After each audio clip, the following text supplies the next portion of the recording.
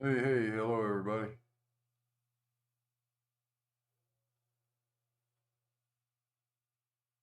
I see three or four people out there in the chat right now, trying to get some stuff worked out here. Oops, got too many devices running at the same time. That's my problem.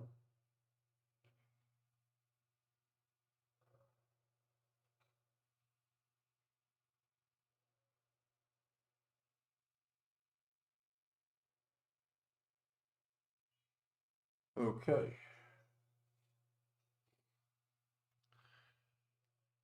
Well, I thought I'd make another measurement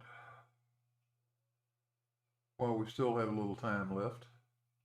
Hello, Zebulon. What's going on, man?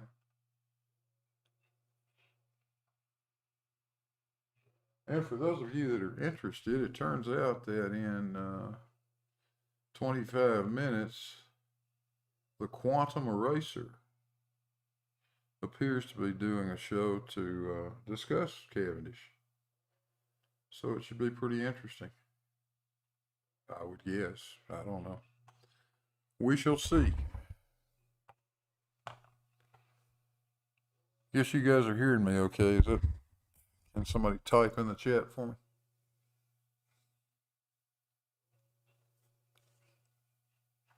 Looks like it's working over in OBS. Got such a time lag here.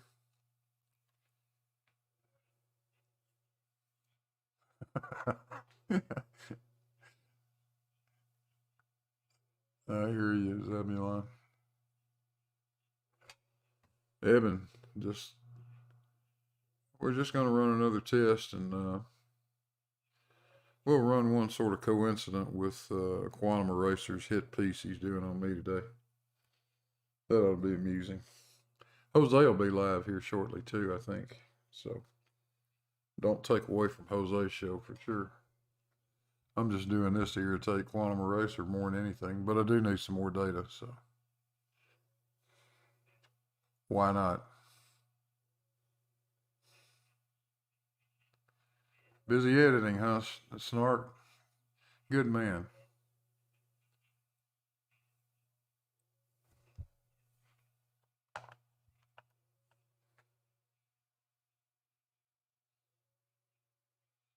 Let's see, Rapal. Don't see, you're not a moderator. I don't know that I've seen you before. Welcome. You can be a moderator.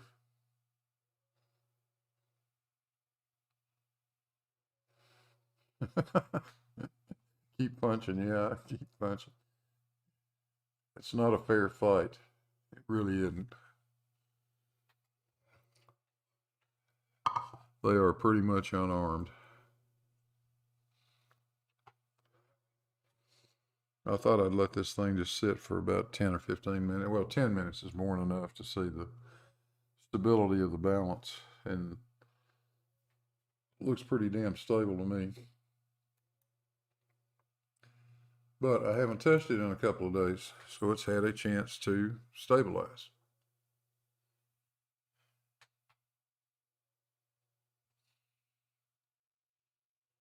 So that's good.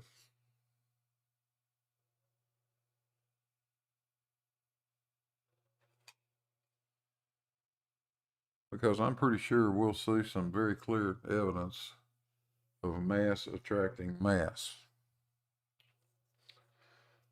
Now, if you want to think of that as a force, you're perfectly welcome to, because it behaves just like a force. Very much in the same way that centrifugal force behaves like a force. There's nothing pushing on us or an object. And when you're in your car going around a curve, nothing is pushing you, making you feel like you're going to the outside, but there is a force present. That's centrifugal force. Gravity's a lot like that. It's not a contact force. It doesn't need to be. So I like to think of it that way. We can get into a lot more elegant explanations of what gravity actually is, and we know what Einstein figured out for us. It's the bending of space-time, and we understand all of that too. What exact property of matter or mass uh, causes that? Nobody's real sure. Don't need to be though. Hello, Judy. How are you?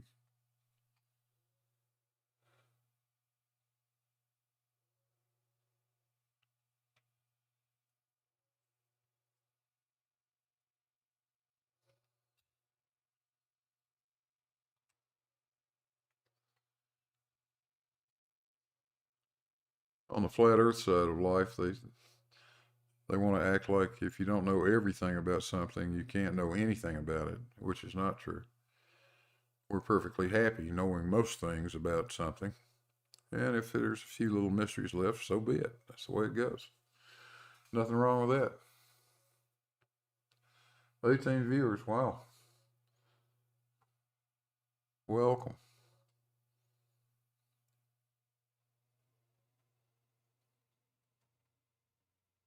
So let's see here.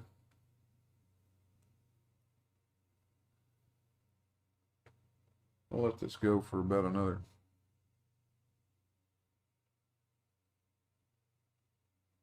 5 minutes, I'd say, 4 minutes or so. And I'll move the weights one direction or the other. It doesn't matter to me.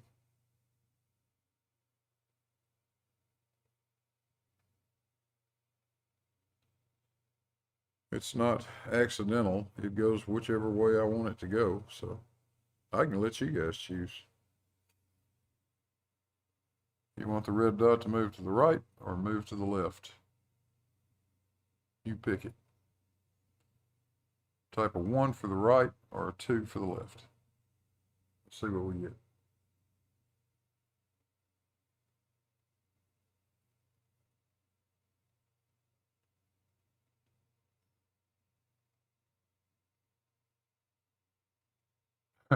Yeah. Yes, Snark. May I have your attention? I thought that was funny.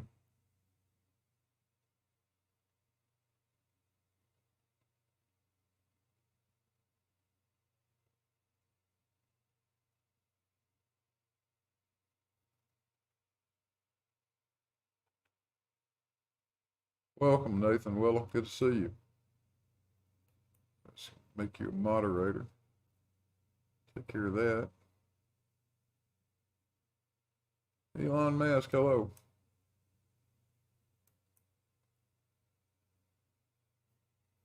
Got to make you blue too. Hello, Eric. That's right. It's a mass proximity detector. That it is. It's a very good one too.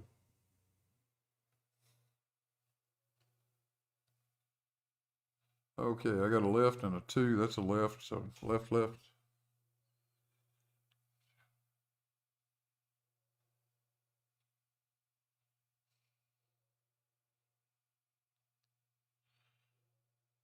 So we have to sit and think about it. If we're going to make it go to the left, that means the torsion balance has to rotate counterclockwise. So that means that the big ball on the right side there needs to come towards us, and the big ball on the left side needs to go away from us. And that'll put them on the correct side of the balance to make it rotate counterclockwise. So that's what we'll do.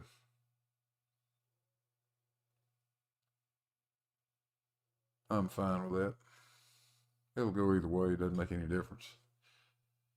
And I'm going to do this oscillation like I've been doing the other ones, which works out pretty good. I'm going to first move the balls in that position we just talked about. And I'm going to let the balance over about an 8-minute period reach its maximum deflection. And at the maximum deflection, or very close to it, I'm going to reverse the position of the balls. And what that does is gives us the maximum amount of oscillation. And that seems to be where the best way to get good accurate data.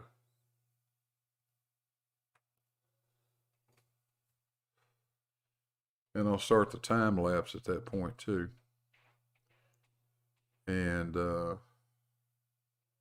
actually, I might start the time lapse a little sooner.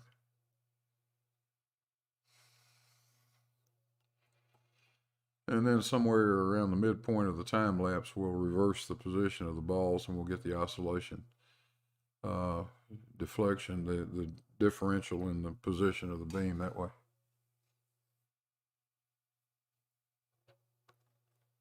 The garage door faces west, Eric.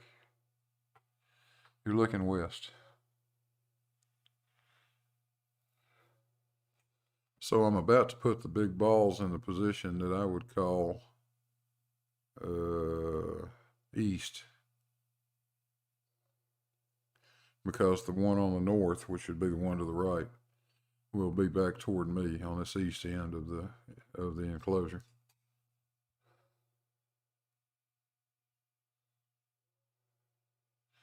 And that's going to rotate the beam counterclockwise, and that's going to pull the laser beam to the left.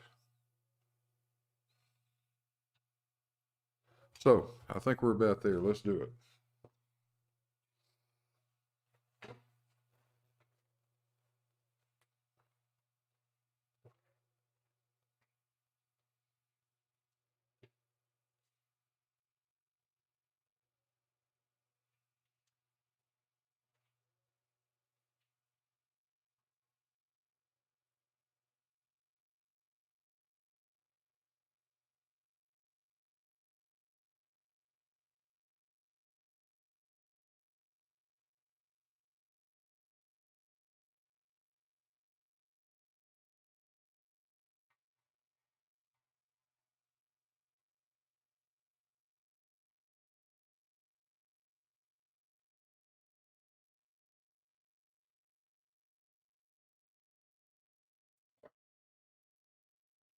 All right.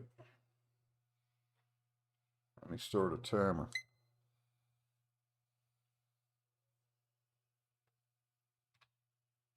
Oscillation period is about 970 seconds.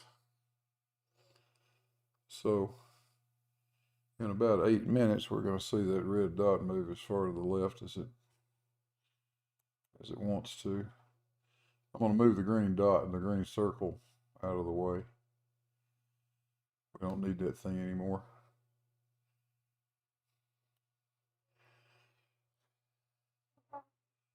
And all it does is get in the way of the tracker software.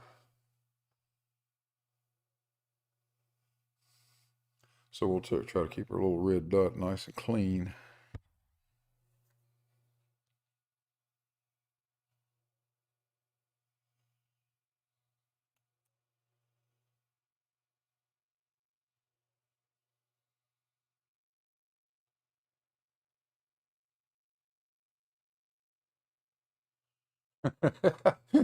Eric says go west, young Cavendish. Yeah, right.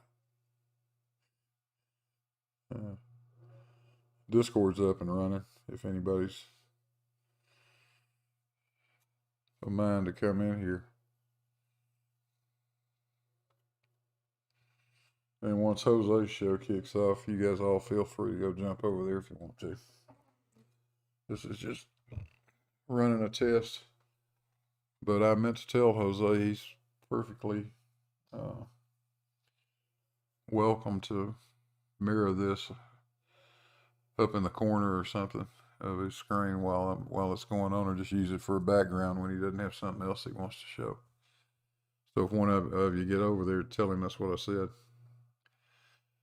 I forgot to do it. 22 people watching. Hey, thanks for showing up.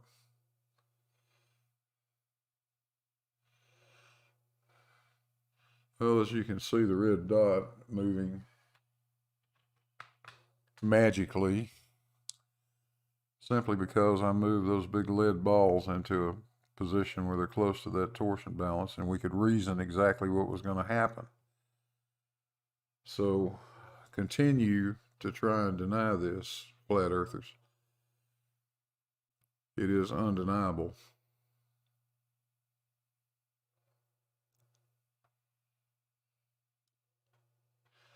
Whether you like it or not, something that acts just like a force is acting on that torsion balance.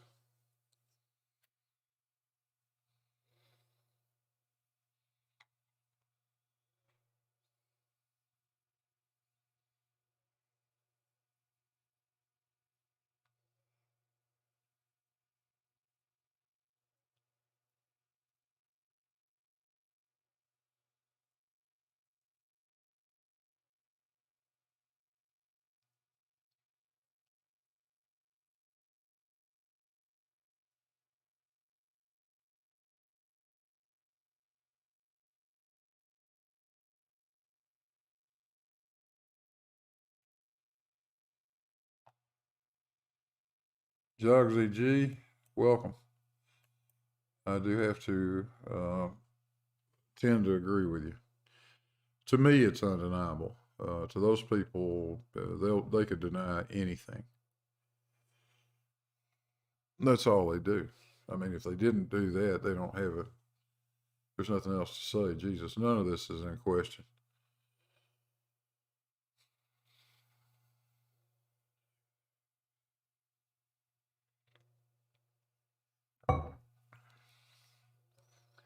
It's amazing to me that people debate such silliness.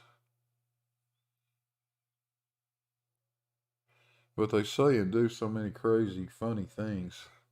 It's just amusing to me. It's pure entertainment.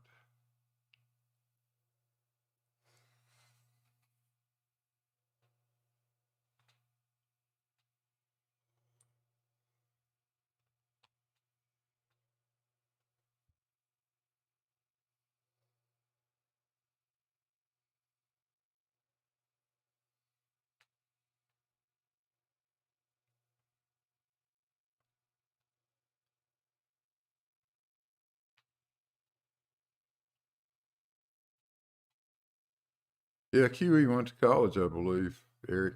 Uh, I know he served in the military. He was, I've heard, I don't know this for a fact. I'm just repeating things I've heard. Heard he was a dietitian.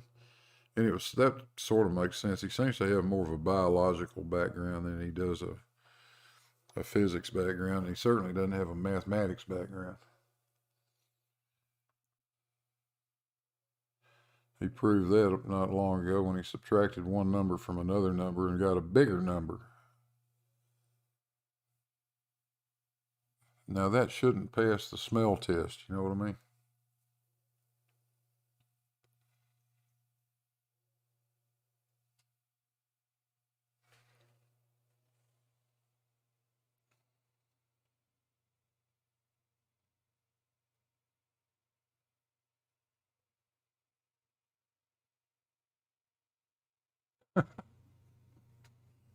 All right, that's been about 6 minutes. Let's see how we're doing on our laser dot.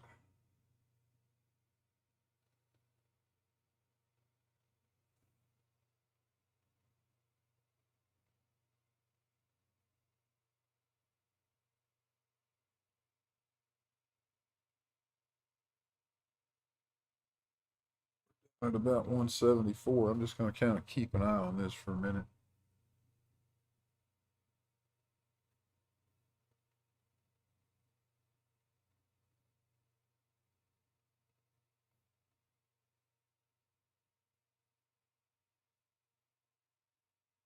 It should be getting close to an extreme down here.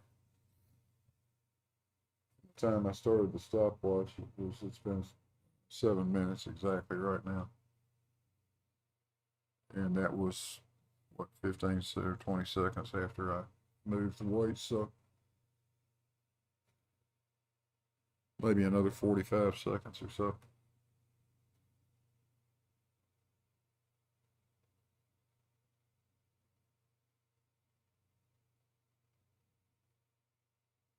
I'm not sure if that first half period like that will work out according to an actual oscillation period. I have to think about that for a minute.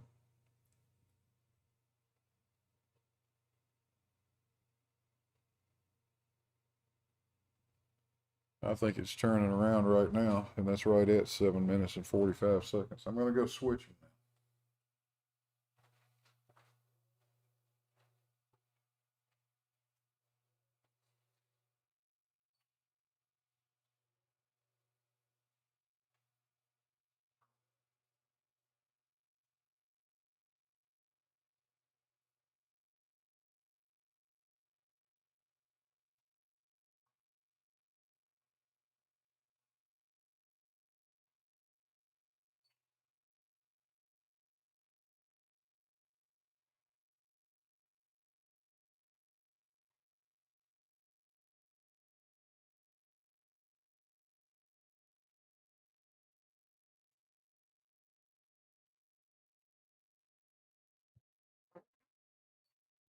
There we go. Now we ought to get a good oscillation out of it.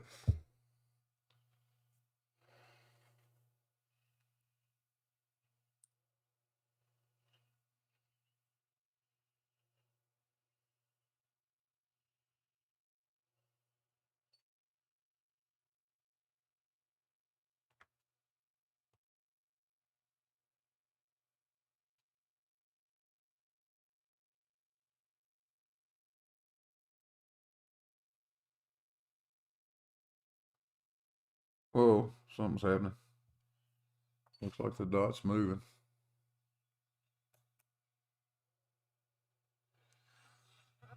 Would have done that anyway, because we were setting up an oscillation, but now we're going to actually be able to get a few periods, a few 4 or 5 total oscillation periods that we can analyze. And you get to see the nice damped oscillation that you may have seen in some of the videos we've done lately.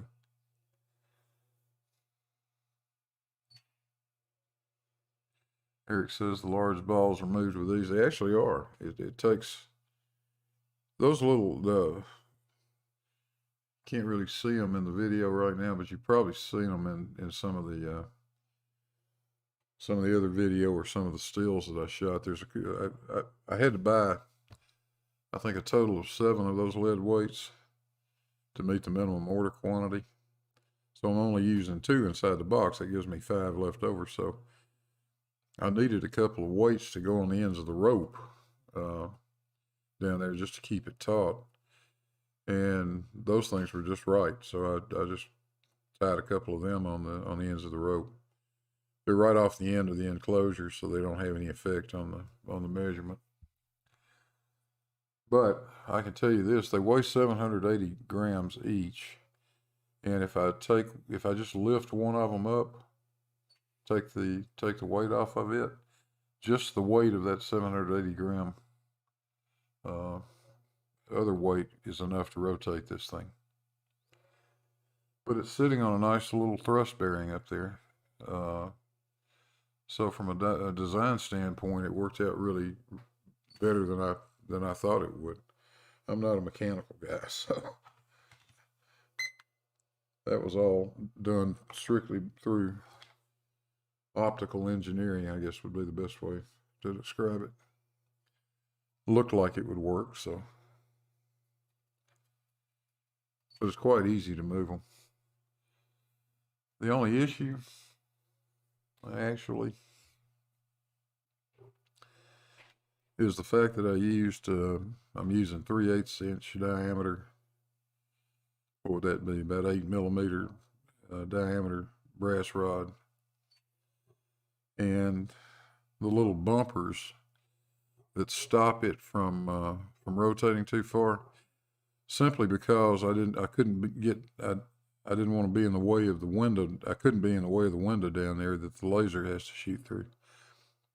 So they have to be up fairly high, and that leaves a good bit of that brass rod hanging down below the stop point.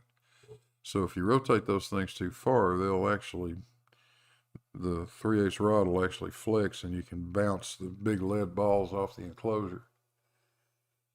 If I could have put those stops down lower, that would have been great, but I didn't have that ability because of the window.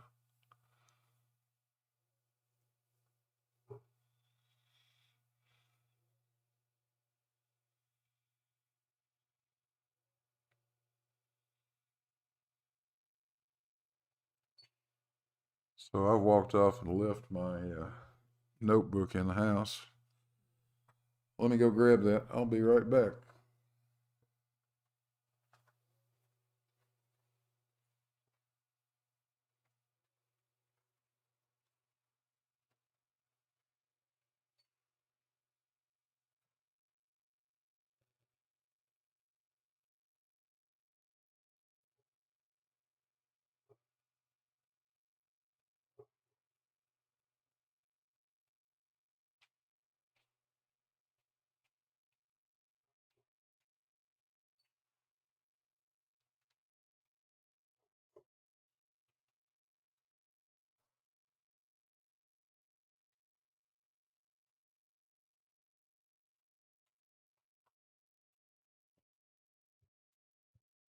The barking you may hear in the background belongs to my animal.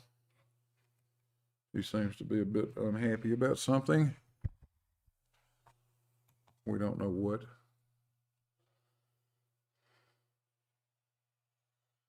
But he'll get over it. All right. 26 people watching. Hey, thanks for showing up, everybody.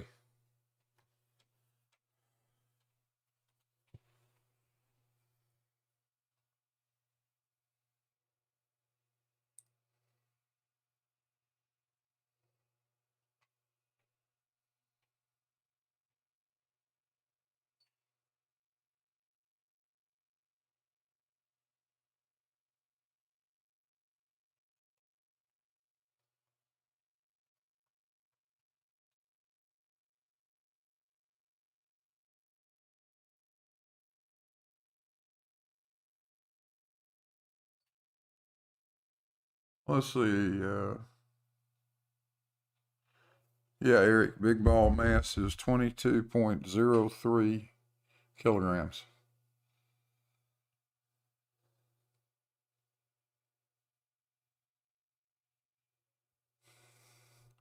Red says Oakley does seem to be money focused, and there are a couple of screen grabs that seem to show him discussing how Globe proponent has proof and that he can't dispute it. Yeah, I think he's come very close to admitting that several times, and actually may have done that on one occasion when he didn't realize it was being recorded, but I don't know. He's clearly just putting on a show. Everybody knows that. This is his livelihood, and he makes no secret of that. Probably a good thing his wife has a job. I doubt. I know what kind of money you can make on YouTube, and it's not a whole hell of a lot.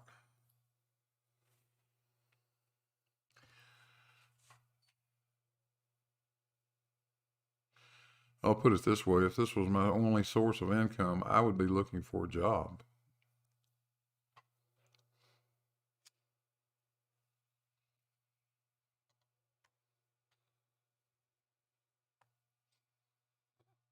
Yeah, correct, Eric. 22.03. According to my highly accurate fish scale, which you can see hanging up over there on the far side, it's a little black strap and a little thing hanging down. That's the little scale I bought to be able to weigh these things.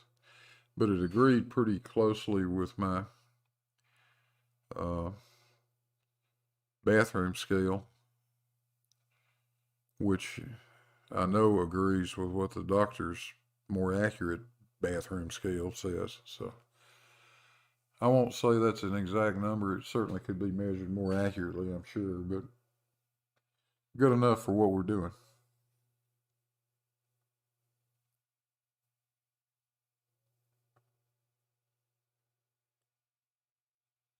Although I probably shouldn't say it that way, because if you're off by 1% with the mass of those balls, you're going to be off by 1% with your measurements.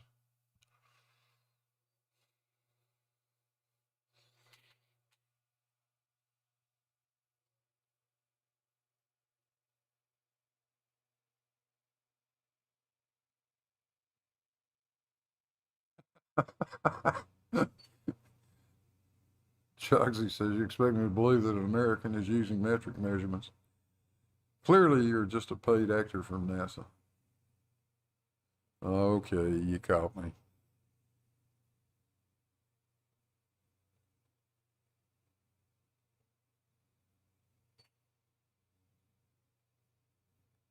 Hello, Larry. No, I haven't seen Frank's demolition of Tony's contraption. He's got math and everything. I've got it too. I've just been waiting for Tony to wrap this up so that I could show him what he's doing wrong. If he hadn't been such a jerk about everything, I would have helped him out, told him how to fix it, but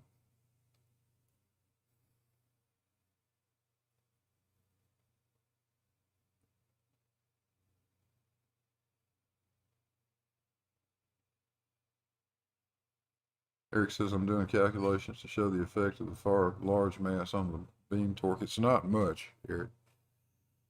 I think maybe 0.3% or something like that. Has a little effect, but not a huge one. That's the advantage of these long torsion balances. The closer you put stuff together, the quicker that starts to become a very significant part of the calculation.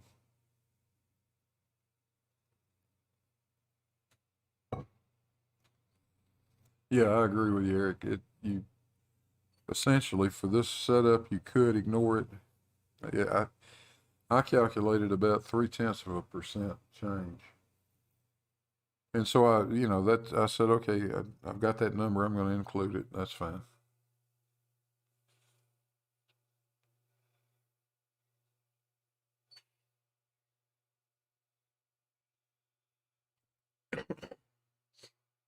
Yeah, Paul, it's pretty scary that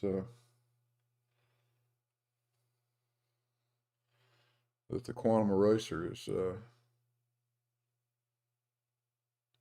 has decided to come after me, huh?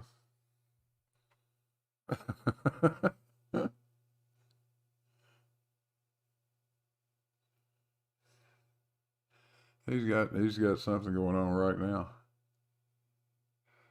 Not that that would have anything to do with me being live at the same time. I was going to do it anyway, but hey.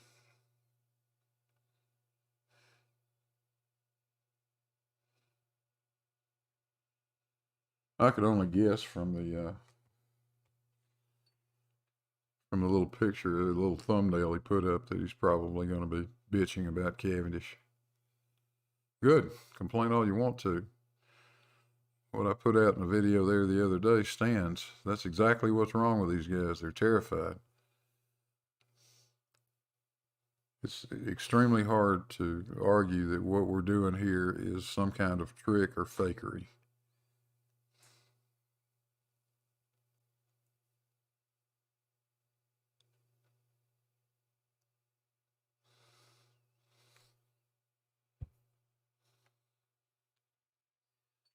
Yeah, Judy, I watched McToon, some of him anyway.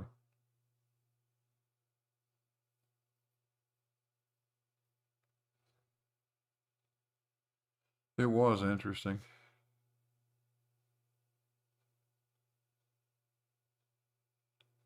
And unfortunately, I did miss the interesting part. The guy that McToon had on there had just rage quit when I showed up. So Craig, Fights Flat Earth, came on. But it's always good listening to Craig and McToon talk. Those two guys are really level-headed people.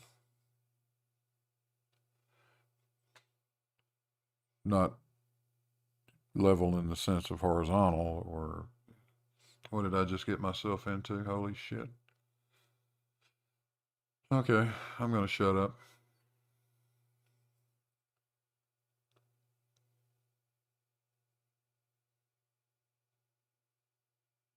Yeah, Judy, I don't know who the guy was, but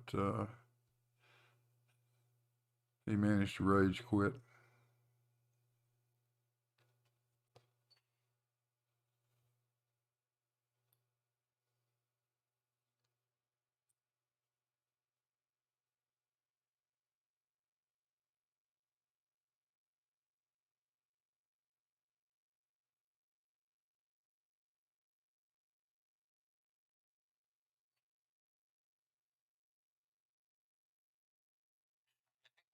spot. I was mocking. I was with the mocking and joining in with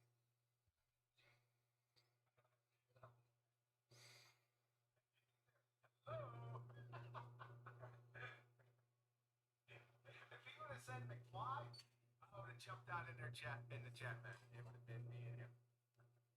Thanks, James. Appreciate it, man. Oh, McFly. Oh, guess what? So I did. I thought it was very. I thought all the.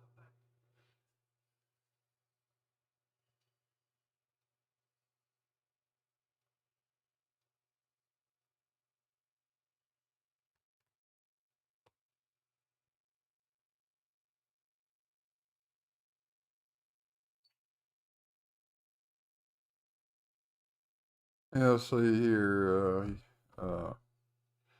Yavrin,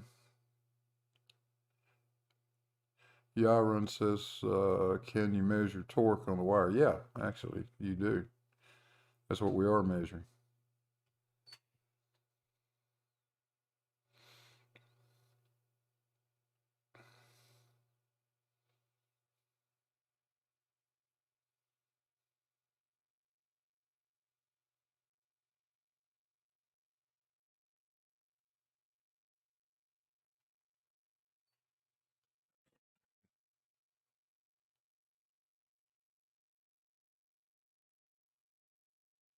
When we know the oscillation period of the balance, then we can quite easily figure out how much the restoring force is.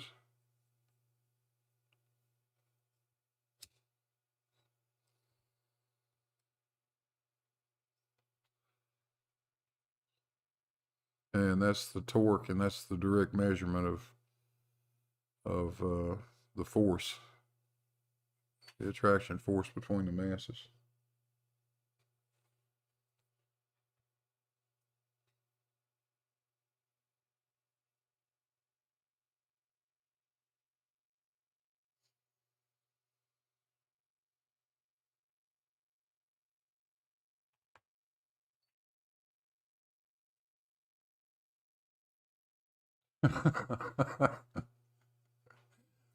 Paul Brumley says he didn't know it could snow under a rock, nor did I.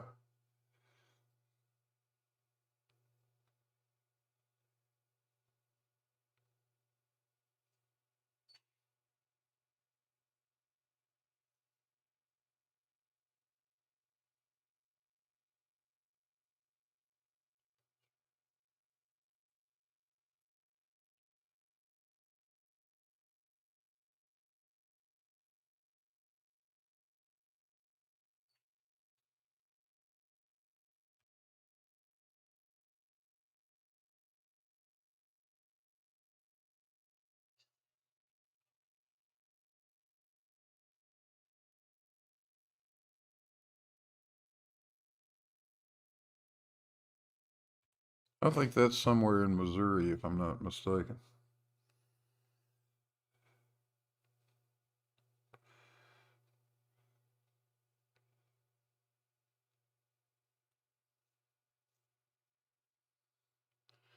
I think somebody said QE lives somewhere in Missouri.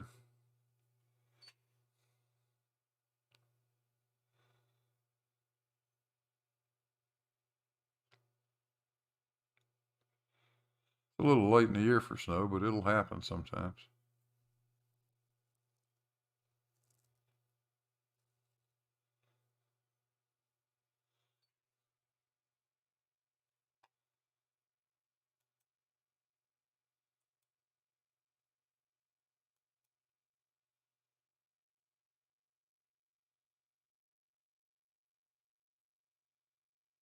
Now there's a Discord link. I think that works. Not 100% sure, but it might.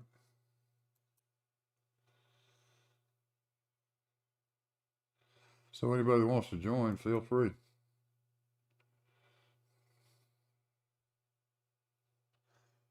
Got 28 people watching. That's great. Thanks for showing up, everybody.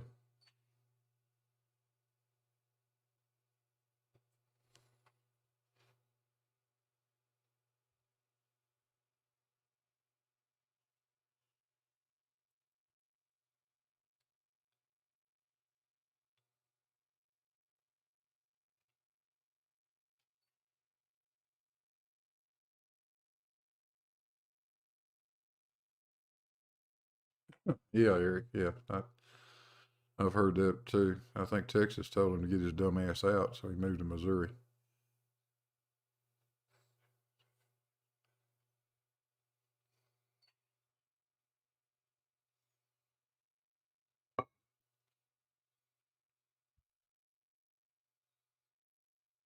Paul, you're absolutely right. It's akin to watching a snail run a marathon.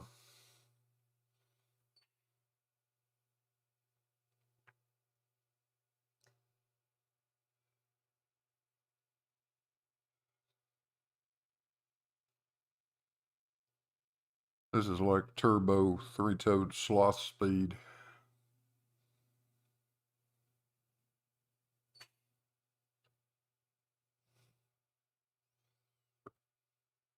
Yeah, Jogsy, Sleeping Warriors from somewhere over there. I said Sleeping Warrior, I didn't mean that. I meant Quantum Racing.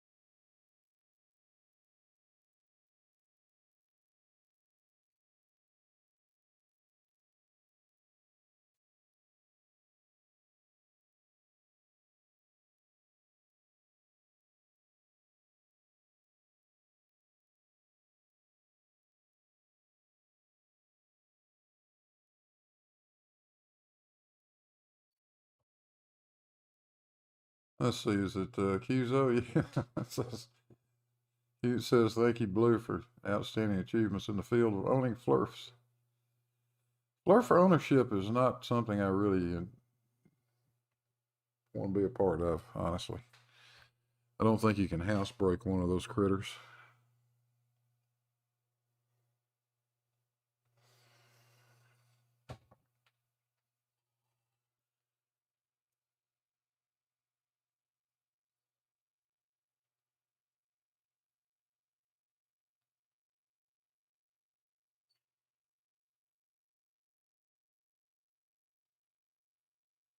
Hello, Rob Parks. So you got your second one today, huh? I get mine on May the 5th. My wife, Mrs. Blue, got hers yesterday.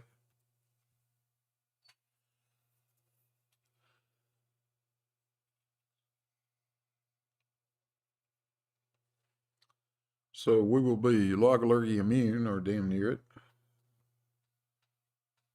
pretty shortly. In the meantime, and even thereafter, I think we'll just continue wearing the mask. It's not a big deal.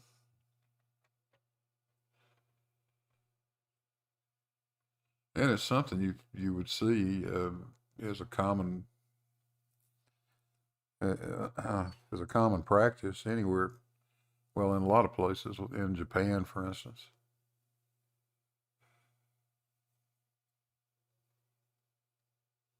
People don't think anything about it.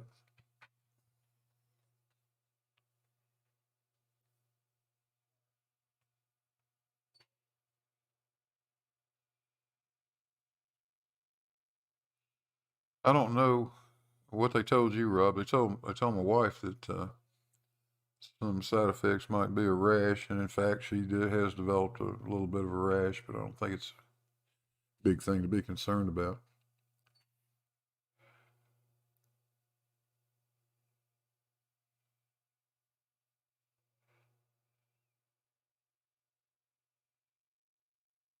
Hey, Yaron, super chat for 10 euros. I can't buy my mates a beer in the pub, so I'll buy you some. Cheers. Yeah, cheers to you, my friend. Thank you.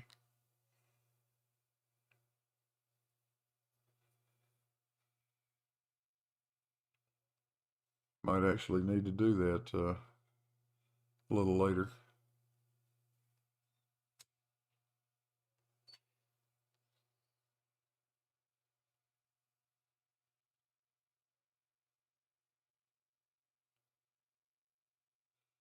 I like those euro things. They're better than these dollar things we got.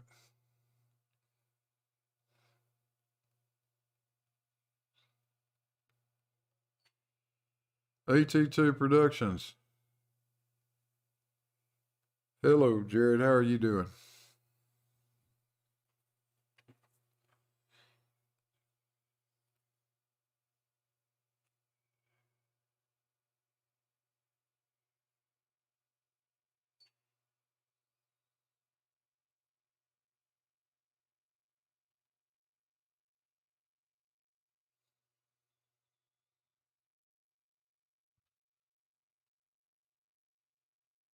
Yeah, Kizo, that red dust is raising hell, isn't it?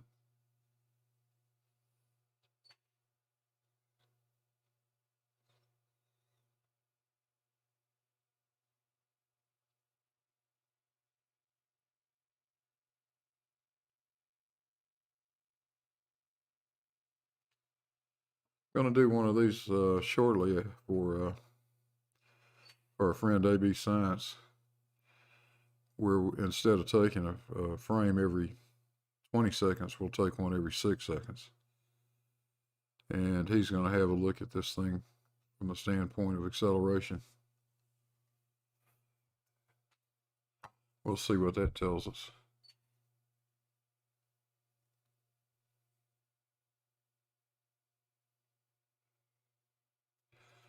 Rob talks about the oil drop experiment to calculate coulombs constant. I haven't really not given that any thought.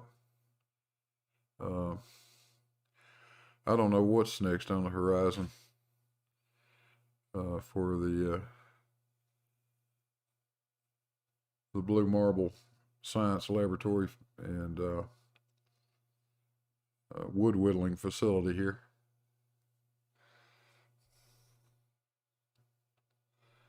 Certainly, we need to build something.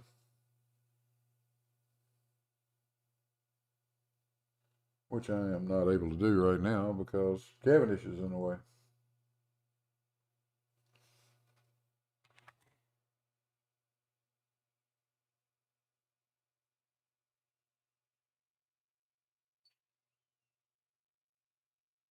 And Judy Bassett for 10 of those Euro things. Thank you so much, Judy.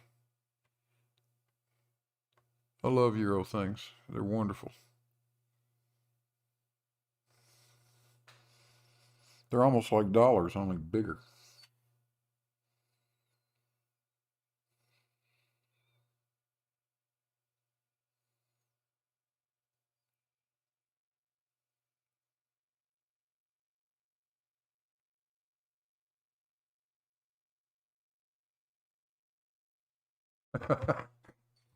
Ralph Pickering wants to know if it moved.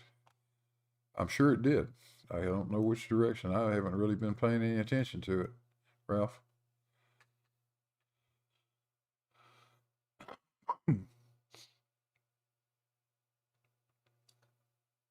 It's hard to make it stop moving.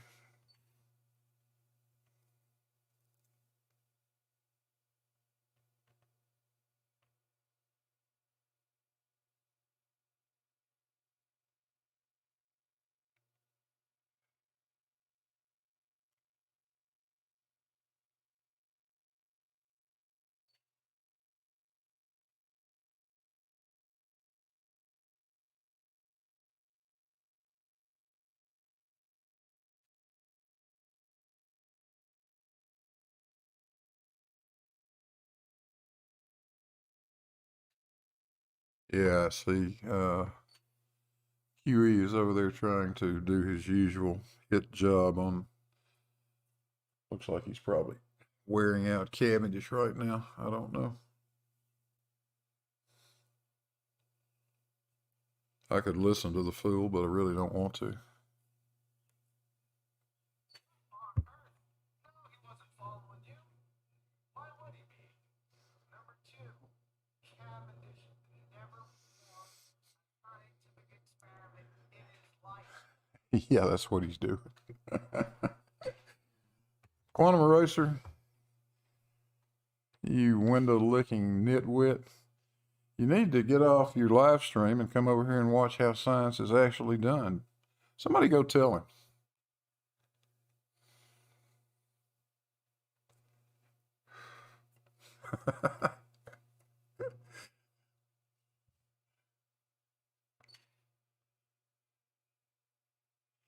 These guys are so damn crazy. They act like if you somehow or the other skipped a step and didn't write down your hypothesis and IV and DV and all of that and wandered out into the lab and figured out a way to change lead into gold, it wouldn't count. It wouldn't matter because you forgot to say what your independent variable is. I don't know how these people manage to get up out of bed and dress themselves in the morning. Maybe they don't. They might have help for all I know.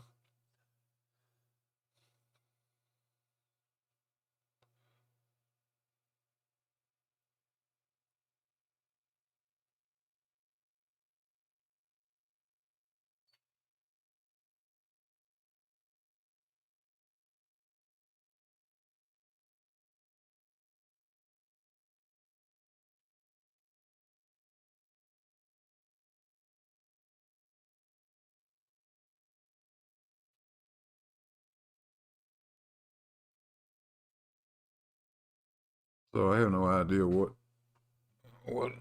uh, quantum eraser is getting wrong at the moment, but if he's talking, he's getting something wrong. That's a given. So one more time, let's just be clear. This is not an experiment designed to show that gravity exists or doesn't exist. That is a given. That was a given when Cavendish did this. He wasn't trying to discover whether or not gravity was real. He was trying to measure the density of the Earth. We're doing exactly the same thing, except in my case, we're going to take it the step that Cavendish didn't take, although he had all the information he needed. We're going to compute the universal gravitational constant. So, that being said, does this demonstrate that gravity is an attractive force between two masses? Absolutely, it does. And if we wanted to state this in the very sophomoric terms that people like Quantum Eraser and Nathan Oakley would understand, and that means going back to 6th grade, 5th grade science class, we could do that. We have three potential variables here, any one of which could be an independent variable. All we have to do for a hypothesis is say we think mass attracts mass. Done. The independent variable in this measurement can be either one of the masses or the distance between them. The experiment's historically, classically been performed by simply changing the distance between the masses. And in fact, basically taking one of the masses away completely allowing the torsion balance to stabilize, and then putting it back in uh,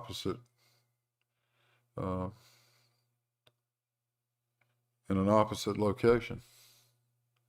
Everybody clearly sees how this works, and everybody clearly understands that of all the experiments you could pick out to say this wasn't a scientific experiment, don't pick this one. This is the prototype.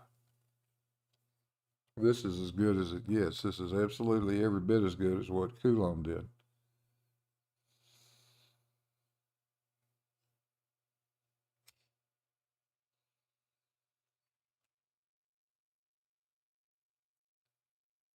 Jared, what'd I do? I mispronounced moronic. I could have.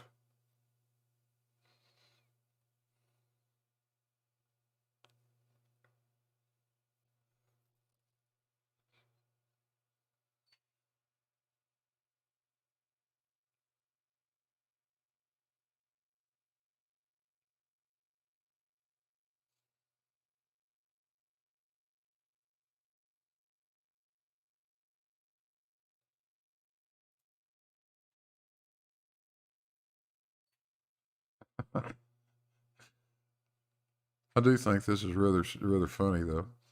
You've got Quantum Eraser over on his channel right now explaining to people why mass doesn't attract mass, and Cavendish isn't an experiment, and how none of this stuff works. And then you've got us over here uh, proving he's wrong. Have a nice day, Kiwi.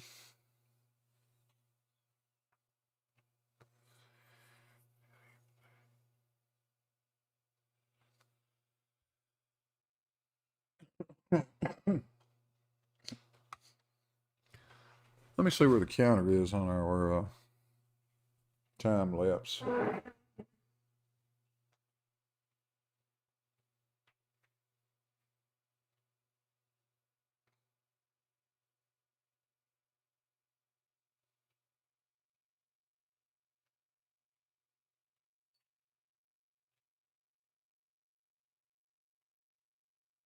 Need to shoot about another 130 frames, which would be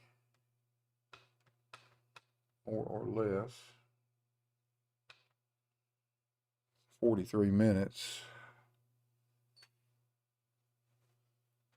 So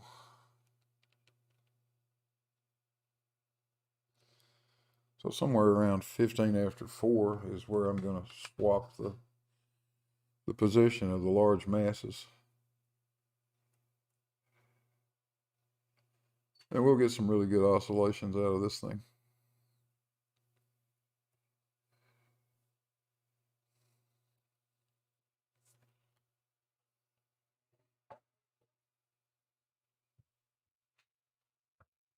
Should work nice.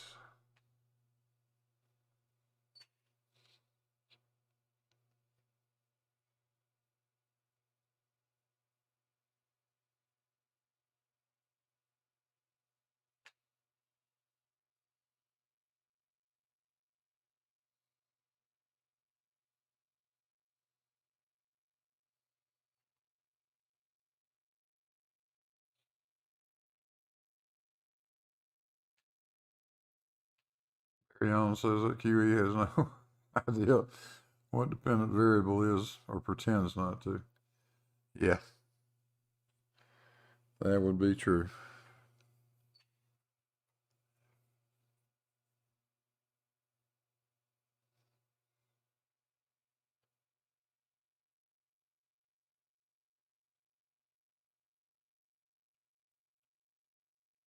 Thank you, Rob.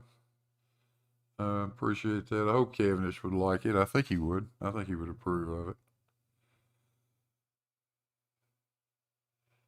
It's as close in every respect as I could make it within the constraints that I've got here.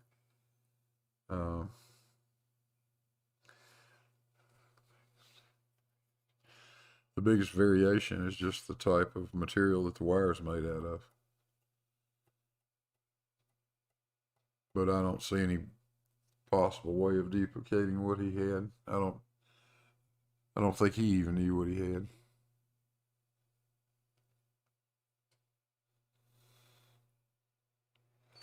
Oh, Hads, yes. If Cavendish would be able to see this, he would totally love that laser. And the fact that I'm just basically sitting here talking into a microphone and paying no attention to it because it's taking all the data right now. It's it's recording everything we need to know. That poor guy had to sit there for hour after hour staring through a telescope trying to decide when the pointer on the end of the balance had reached an extreme point. That's tedious. I did it a few times just for fun, not looking through a telescope. Even sitting here comfortably staring at a computer screen is no fun.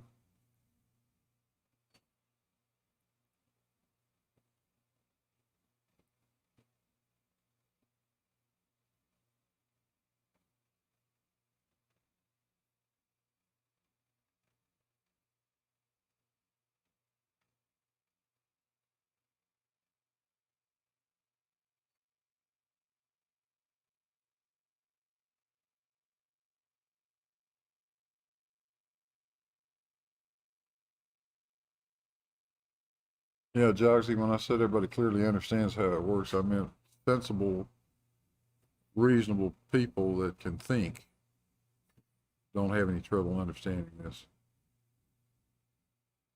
Those guys are always going to have a problem understanding it.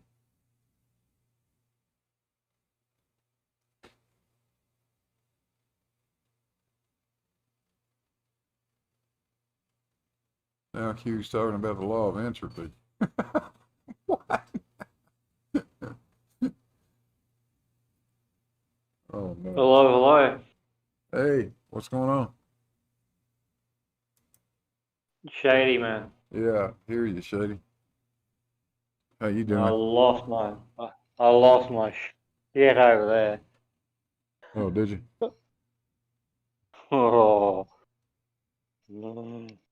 I think I buried Kima deeper than the Cola borehole, It and does. then and then I got muted. I don't know how many times. Yeah, they seem to be doing that to you. Oh, they don't. Ruprecht, I call him Rupert. Ruprecht. Remember Ruprecht from 30 Rotten Scoundrels? Yeah. Yeah, he's Ruprecht. He's got the hots on me and he keeps shutting me down and someone else. But as soon as I ask questions.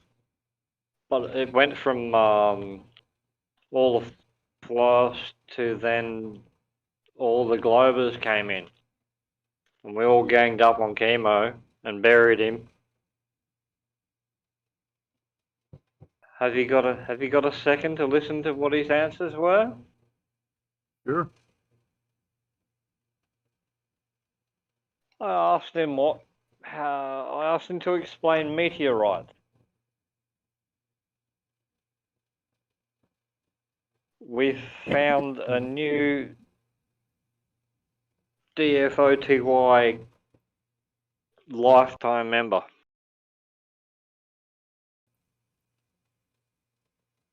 We had a fireball the other day. I missed it. It was basically right over my head, but we missed it. And there was another one recently close as well. And I asked him to explain meteorites.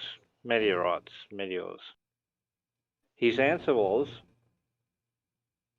volcanoes in Japan.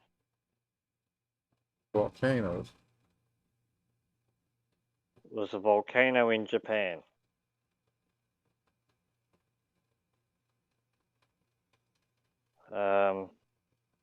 He admitted gravity and then backed out because he knew he'd stuffed up. Jose was there, a few other people there, and I begged someone to tell me that they were recording it, and I think Jose did, and a few others. And it, what do they call him? Calceti Alpha? Yeah. If he gets hold of this video, it will make him a 2 million subscriber legend of YouTube. The amount of crap that came out of Chemo's mouth was bewildering. I can't even remember half of it. I was too busy with tears streaming down my face, holding my side. Yeah. Yeah, anyway, how are you? Trying to choke myself to death on some coffee, I think. And hello everyone in chat. Huh? Oh yeah, they're chatting away out there. Talk to them. No, I'm really over it. Shut the fuck up, everyone. Sorry about that.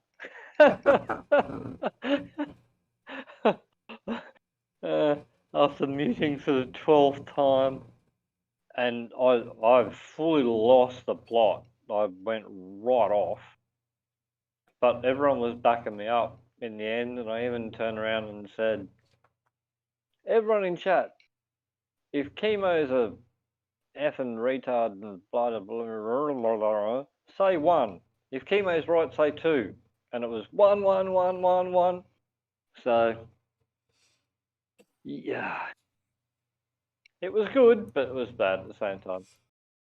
I don't like losing my temper, but I think I needed a bit of a stress relief, and I certainly got it. The annoying part is he stays so bloody calm.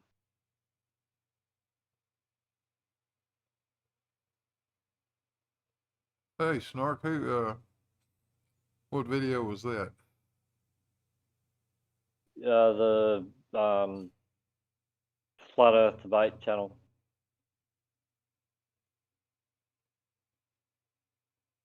You were on there earlier. Bob was there, but you left. Bob left. Bob came back. He's on there now. But man, I fully lost my shit. It doesn't happen very often anymore. I used to have a really vile temper,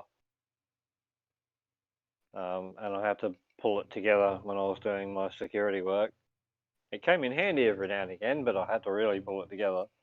But I totally lost it. I think I told Camo I wanted to meet him out the back of the pub.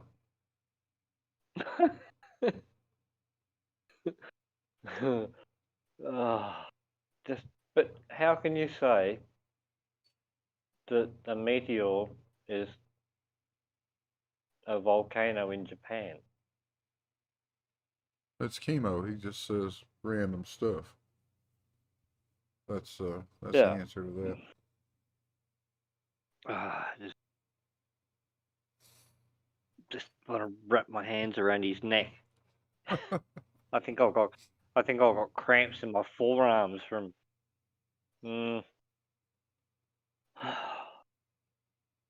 He got me almost as bad as Oakley would, and you know how that works.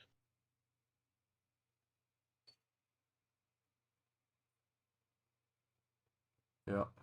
Anyway, I've got to get off that subject. I think I might go and find my Valium. Mum's got some hidden in her drawer somewhere.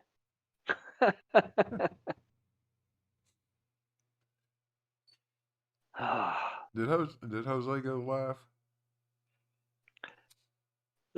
He was on there for quite a while. I mean, is he? Everyone gave Chemo crap. Everyone. Well, I mean, all on his case. Is Jose got his show going right now? Don't know. I can go and check for you. Hang on.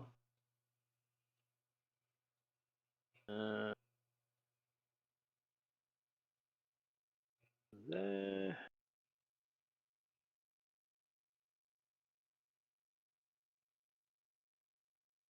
He's probably still there giving him hell.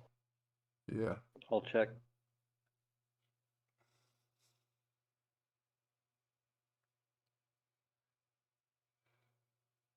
But even like they all, I was tossing a fit, and they all knew, and even then, yeah, he's on live apparently. Hang on, I'll just.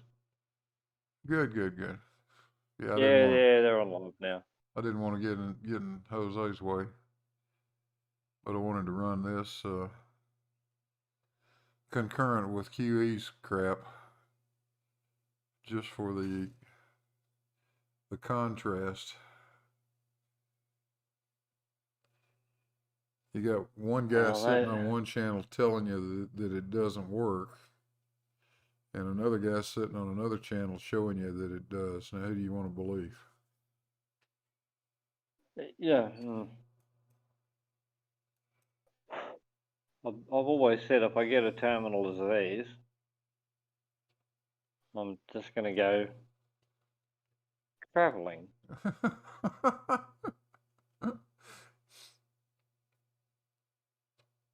If you get my meaning. Yeah. Do the world a favour, you know, before you go. Yeah, fully. But I think that Ruprecht is bloody Aussie. I haven't heard him talk. He's always just sitting in the chat muting me and carrying on like a pork chop.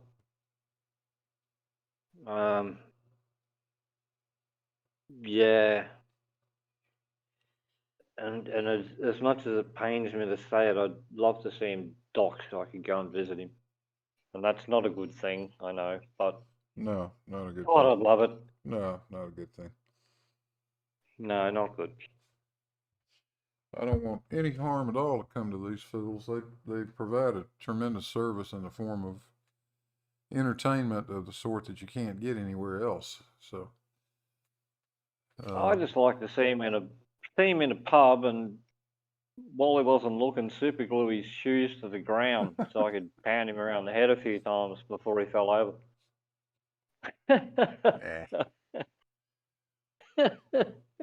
he's not worth the effort. Jokies, you know. Yeah, I know. No, he would Not really, but yeah, jokies. He would not be worth the effort. No. Oakley would. Again, jokies. Yeah. Well, Oakley. We have to be nice. I think Oakley has probably been the destructor of more monitors than any other single human being. Because I mean, when his face shows up on my monitor, it is all I can do to avoid punching it. Walk backwards. Yep. Put that 12mm polycarbonate screen up in between the monitor and yourself.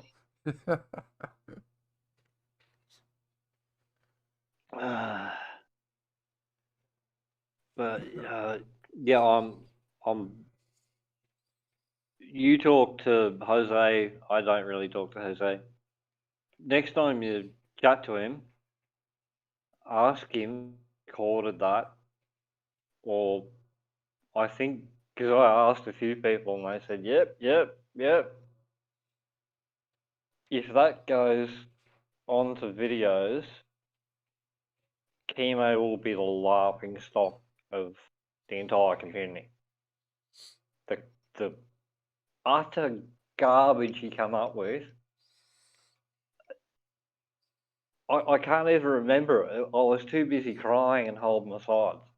I had to mute myself, and even though they were muting me, I was too busy wiping the tears and holding my sides because it was just that much dung. They're funny as hell. Got Betty And how's your in the chat. Welcome, Betty.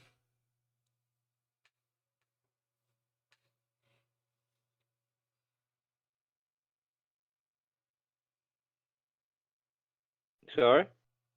I was just shouting out Betty Van Velsen, who showed up in the chat. Welcome. Ah.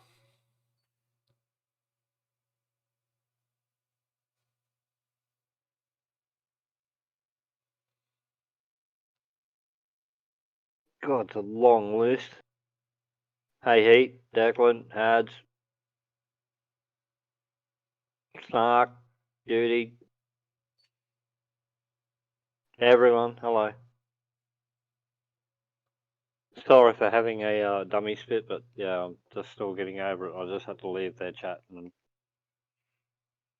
anyway, I was forget it now. just looking at Judy Bassett in the chat. She says, "Does Huey know anything about enthalpy along with entropy?" Please don't confuse him with that, Judy. My God, as screwed up as he gets entropy, can you just imagine what he would do with enthalpy?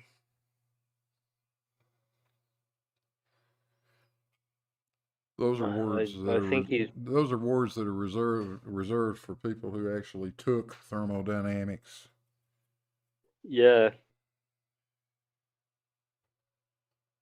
And I was going to go over to QE's chat, and I thought better of it. And Brandon's channel was on earlier as well, and I thought better of that as well. Been a long day, and I just, yeah.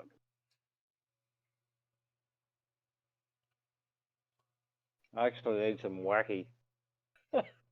But I think I'll go and raid my mum's drawer. I understand. Ian Marr says spanners everywhere. Yeah, that's the rules on Blue Marble channel. If you want to come over here and talk to Blue, you're gonna have to be Blue to do it. So I let everybody's a moderator, and it stays like that till you misbehave, and then you're not a moderator anymore. Fortunately, that doesn't happen. I think it's happened maybe It's once. still over here. Huh? Oh, look, we've got one dislike. Well, you're bound to have one. Yeah, I don't care. give me their address. Give me their address. I didn't say that. I don't care. You always get one. Sure. That's Sleepy will be, Slappy will be in the background. Yeah, you don't have to like it. It's okay. Kiwi just No. put, this is funny. Eric says, Kiwi just said, I haven't read the Cavendish paper. Right, Kiwi. Uh-huh. Oh, no. Really? No, I didn't read that. No. Yeah, we know Slappy hasn't either.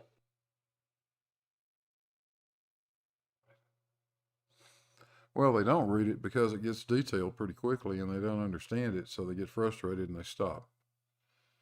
But there is a ton of information in the Cavendish, in Cavendish's writings. I remain It gets in depth. I remain amazed and always will be at the thoroughness of that guy and the way he presents the information and his thought process and how well he explains what he did and why it works. I kind of, I'm envious of them because the only way I can describe it is modern day camping. If you went to the middle of nowhere and you had a tent, that's the way they lived. That was their life. They didn't have to go back to modern jobs or do this or do that. They studied what they wanted to study. Lived off the land, you know what I mean? There was no modern stress. You didn't have to pay bills. You just lived and studied what you wanted. You learned. And that's why they were so good at it. They're focused on one thing. Modern life is so complex, with paying your bills and all the garbage we have to go through nowadays. But the ancient, well, not ancient, a few thousand years ago, they'd study the stars. So they'd farm during the day, and when the sun went down, they sat there and studied the stars. And that was their life. So they learnt so much more because they didn't have to worry about anything else. Yeah. And I kind of envy that.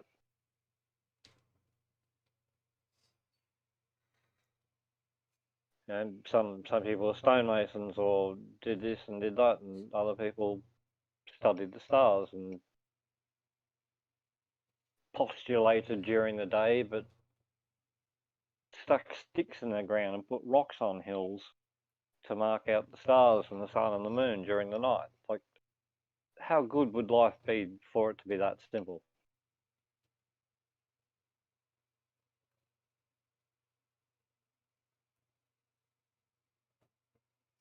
Much less stress. Yeah. Enrique Sousa in the chat says, any good results? Also, why Imperial? And then crying a little bit. Well, I live in the United States, of course, so Imperial is just sort of the thing over here. But more importantly, Cavendish did his in Imperial units, so that's really what I was staying consistent with. When you look at the calculations and test results, you'll see it's all done in metric. Uh, I prefer working in metric personally, but um, It's a lot easier. and that's true for a lot of people in fields of science and engineering. I mean, we don't have any issue with that. It's easier to work in metric, and Yeah. most of the time it is. When I work in Imperial, I never can remember what Especially the in damn constants are, so I end up having to convert to Imperial to metric anyway. especially in smaller scales. Huh? In smaller scales, metric works a lot better. Well, You're not working with a 1/74th or something. You know what I mean? yeah. Well, architectural units will be in crazy units like 16ths or eighths of an inch or 30 seconds or some silly thing like that. Oh, it But you can also do that drives me from nuts. in engineering units and do it in tenths of an inch, which makes it a little bit easier. But you still got the problem of 12 inches in a damn foot, and all of that stuff. So I would just rather have it Yeah, millimeters, and that's why you see the scale up there that we're measuring deflection of the like we were torsion saying, balance with is millimeters. That's what I need is millimeters. like you're saying, you got how many ounces in a pound, and Oh how yeah, many right. bloody, Yeah, none of that makes any how many sense. feet, how many feet in a mile? It's ooh, how many pounds in a ton, and it just drives me insane. So many different variables. Metric 10, 10, 10, 10, 10, 10, 10. You know. Yeah. I mean, unless you're Nathan Oakley and Nathan Thompson, and you want to work out, buddy. I can't work in miles because I can't work in kilometers because I'm used to working in miles or whatever the hell that was. Remember that one? Yep. He was working out the triangulation to Polaris or something or whatever it was. And he said, "Oh, yeah, I'm used to working." It was a 90-degree triangle angle or something, and yeah, I can't work in such and such. I'm used to working in miles. It was like it's the same. It's just numbers. Just freaking numbers. I forget how it went now, but yeah, Reality, if you look into stupidity. it,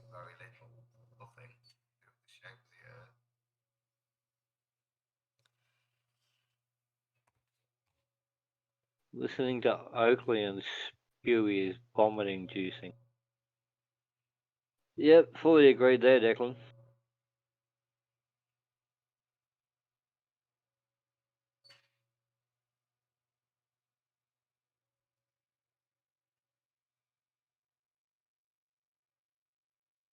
Hello, Peter Bello. Welcome. Looks like you haven't been here before either, so we'll make you one of the blue guys too.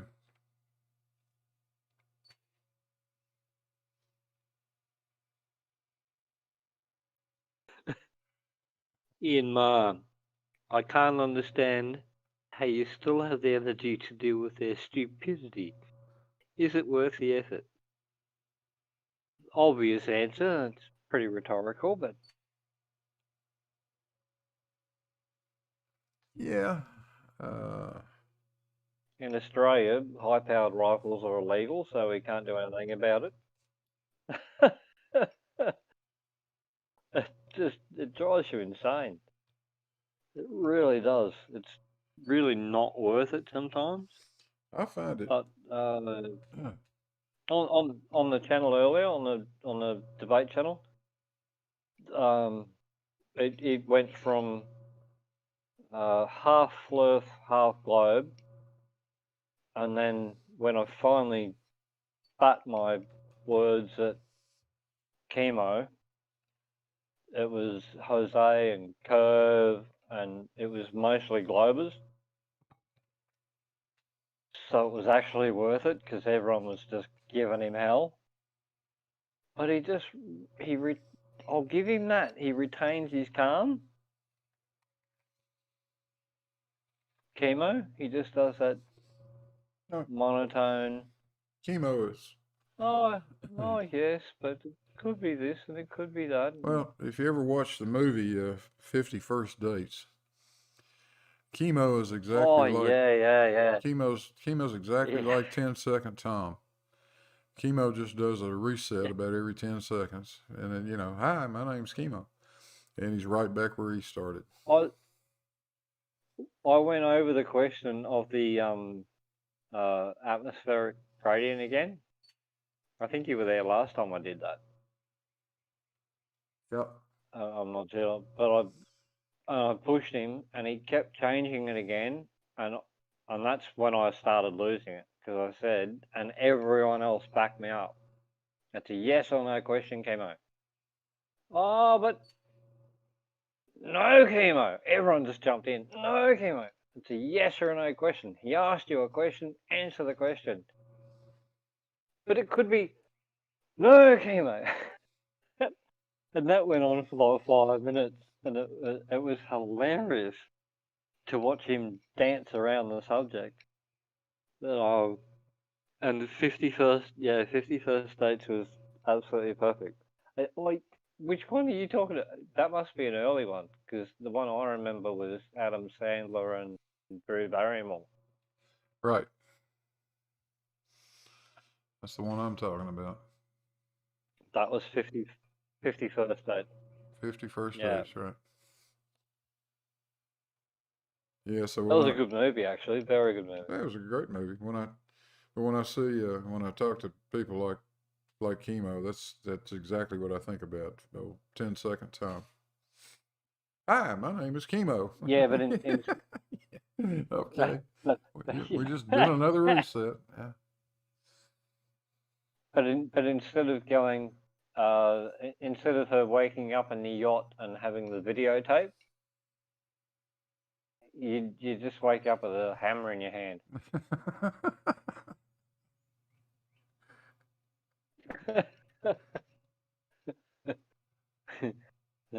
I actually said that to him.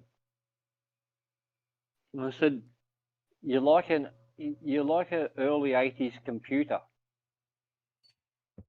Someone that just needs to keep punching in the information. uh,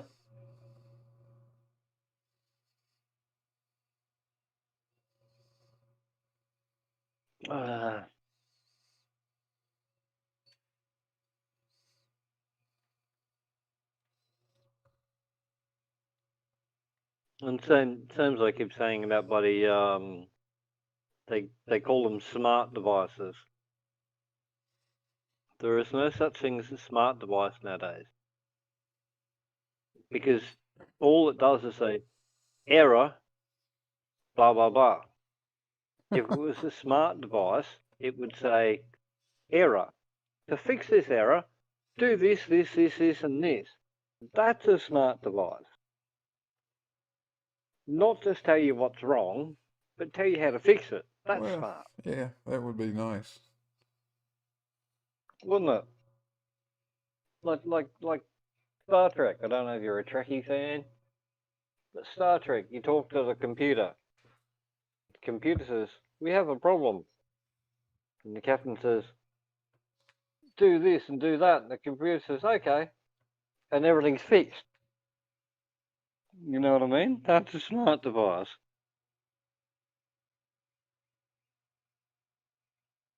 And and I walked into an appointment this morning, and their entire IT system was down.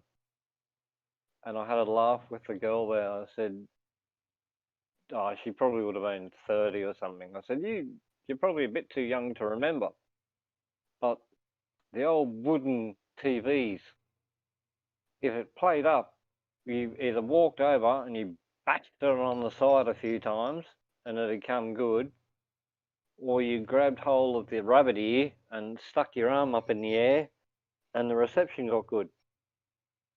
You know. But but the but the first thing was you walked over and banged the TV on the side, and it might come good. You do that with a computer now, and it's $3,000 later. Yeah, well, actually, it's I think kind of similar to flat earthers. Once in a while, you just got to slap them a few times to get them to get the picture. Oh, don't get me started.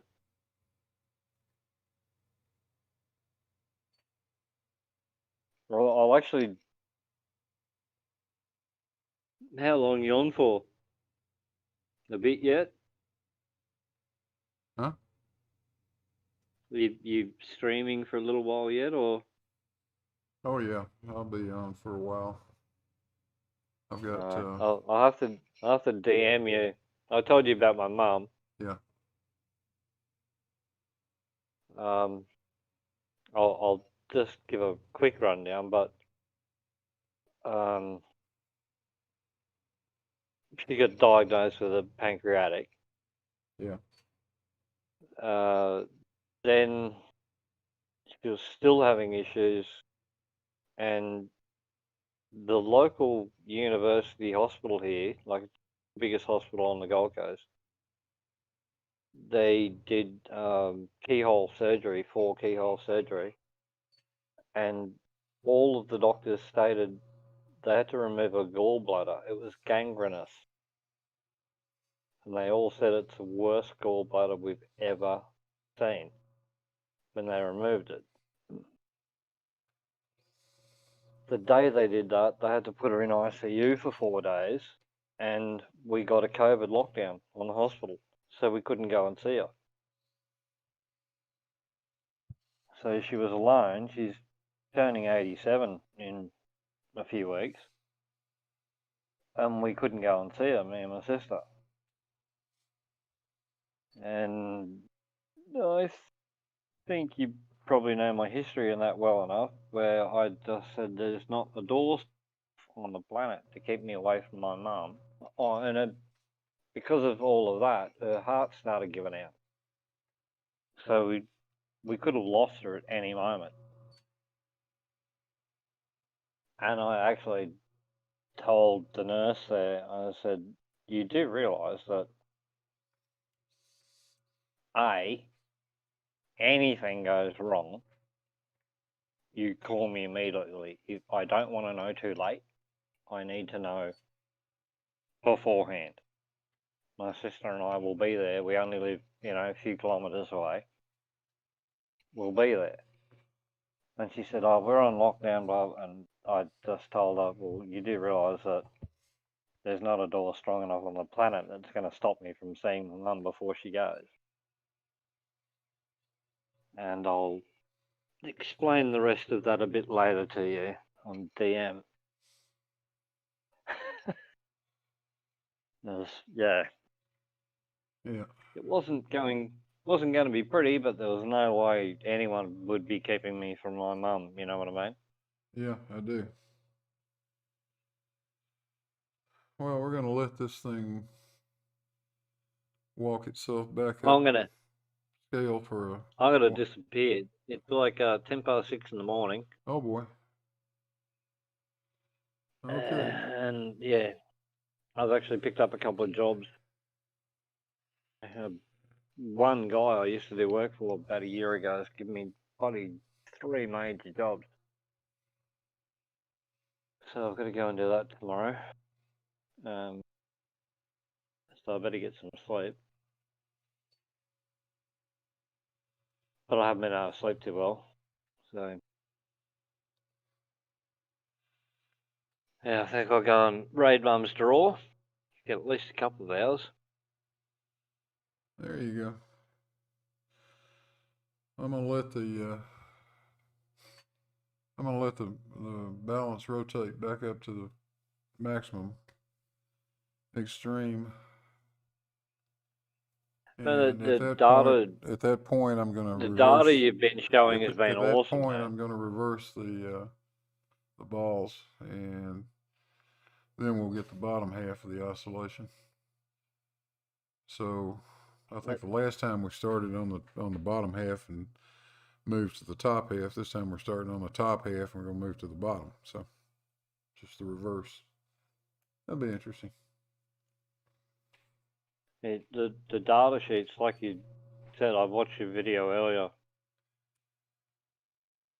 and like you said, deny, cheat, fake, uh, Yeah. that's exactly what they'll do. No, of course. I'm sure that's what Quantum Eraser's been doing all afternoon. Yeah, and that's I wasn't in a good mood, so I didn't go over there because he sucks. Him and Oakley are just peas in a pod. At least some of them you can talk to, and even Slappy was nice to you for a little while. Is he still being okay, or is he gone back? I haven't had any communication with him in a week and a half or more. No. I think they've realized that they're in a bit of a spot now. Either they're going to make it work and demonstrate mass attracting mass, or we're going to do it for them. So that's kind of a tough. He did actually calm down for a little bit there. And yeah, that's fine. But then in the last video he did, it wasn't calm at all. Right back to the name. He went back right the other back way to again. the name calling, all of the silly childish stuff that those people do. That's actually I laugh about that a lot when they do it, because the minute you start calling me names, I know I've just beaten you. Yeah, he's got it done. I mean, I That's all you comment got. things, and you just call people morons because they are. And it's not because you've lost the debate or the challenge or the conversation. It's just, Well, when somebody God, you're dumb. look, when somebody says something totally stupid, it's okay to say, "Hey, man, that's really stupid." I don't have any problem with that. When I misspeak, when I misspeak and say something stupid, I don't care if somebody says, "Hey, man, that was really stupid." Yeah, you're right. I said it wrong. Okay. Yeah. Oops, my bad. But yeah, when you title your videos with things like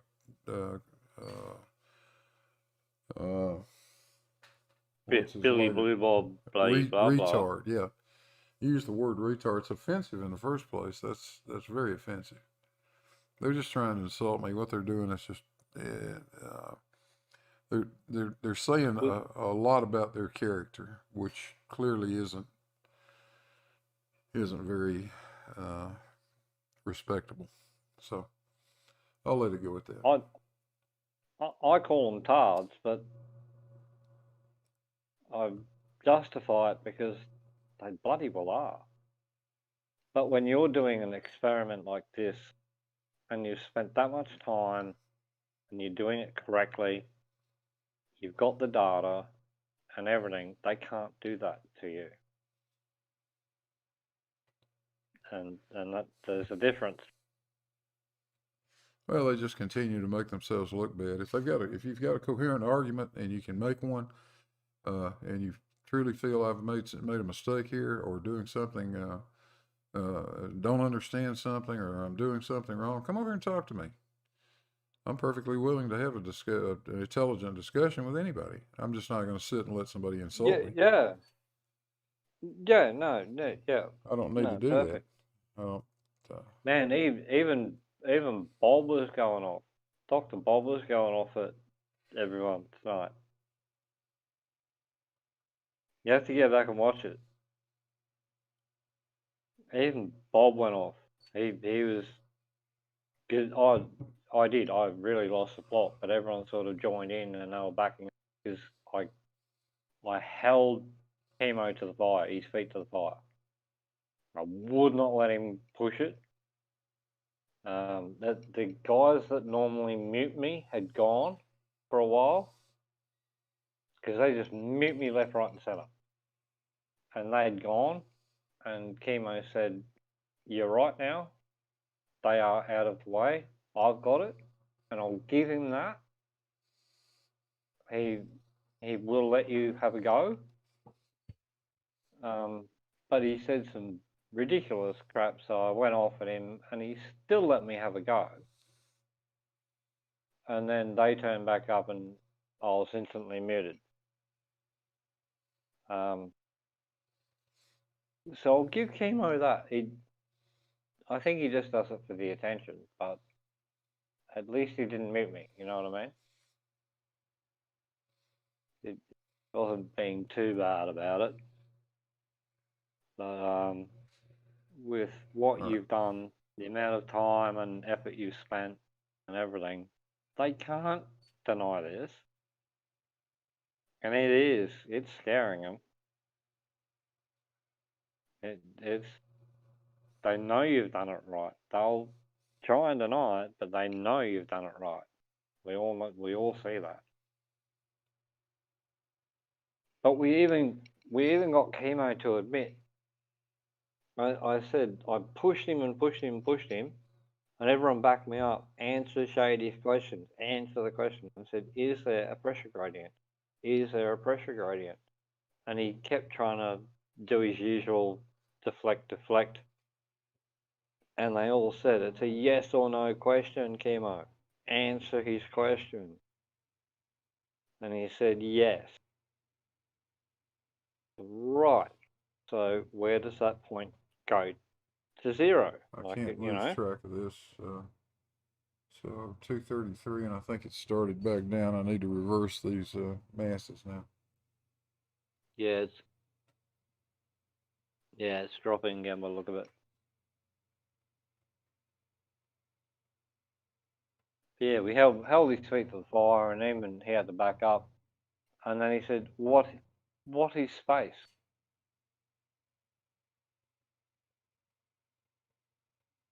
I mean, what kind of question is that?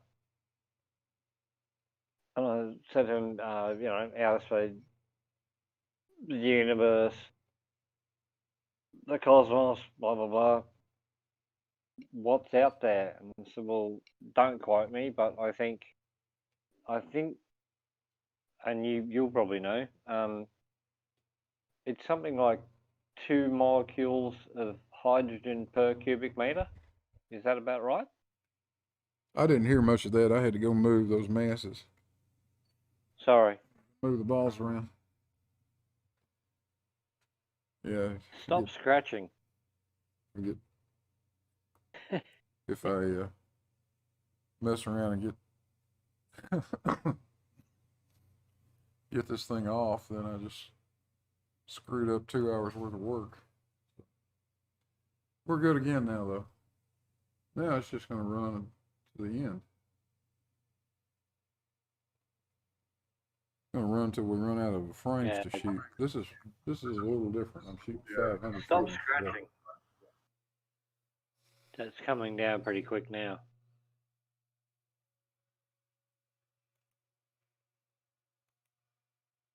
And you know, is that correct? I think per cubic meter, like two molecules of hydrogen in open space. You hear me? Yeah, we hear you, Okay. Rob. It depends on the environment, but if you're talking about normal interstellar medium, then about one actually. But yeah, thereabouts. Yeah. Oh, who's that? Rob Parks, or Rob World. Yeah. Yeah, man. That's, Yeah. It's like it's about that, hey. Yeah, I mean, if you start talking about star forming regions, then you can get actually quite dense. But if you're Oh talking yeah, about, way up there. Yeah, just out in the middle of nowhere. It's like, yeah, 1 or 2 molecules of hydrogen per cubic meter or something. That may be you, Rob. You may want to mute your watch page. It's definitely me. I apologize for that. I don't know what's causing the scratchiness. The watch page is muted. If you go to media volume, there's call volume and media volume. Turn your media volume off and your call volume to full.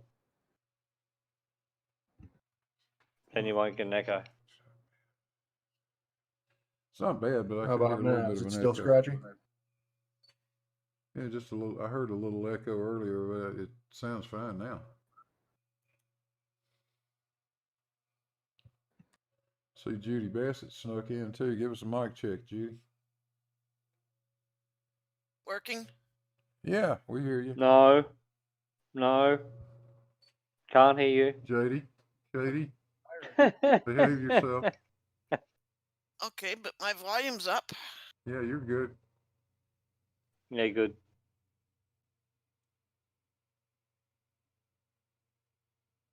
But we actually got Chemo to admit to gravity. He frickin' said it. I'm hoping Jose has recorded it.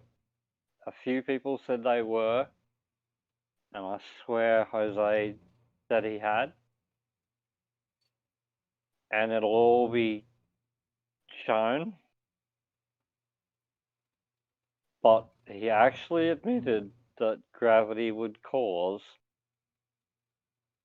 things to become spherical in space.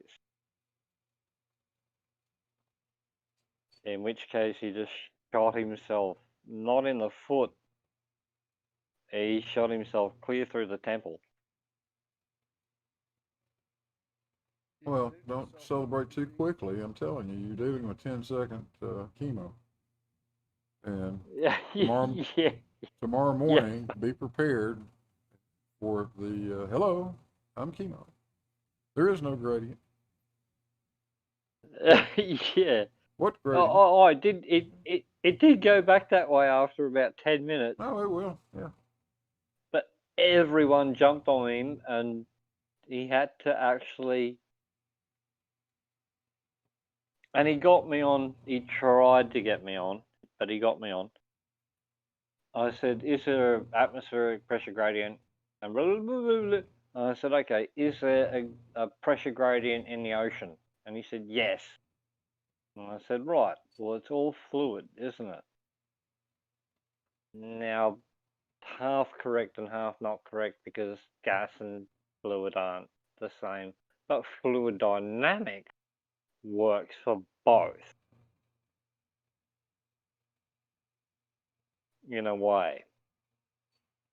And we got him to sort of admit, you know. And then it all went south because he knew he was on the back foot. That's when I told him his grave was deeper than the Kohler borehole.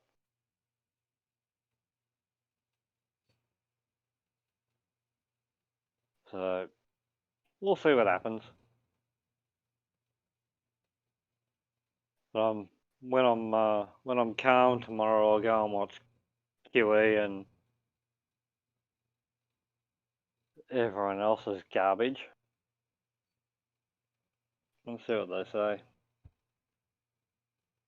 But I'm praying. I gotta get onto Jose and make sure.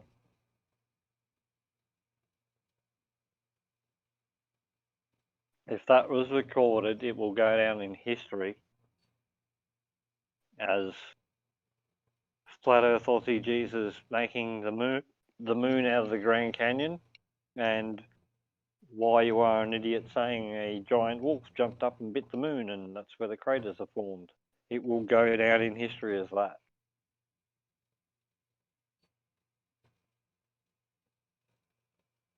What do they think made the moon crater?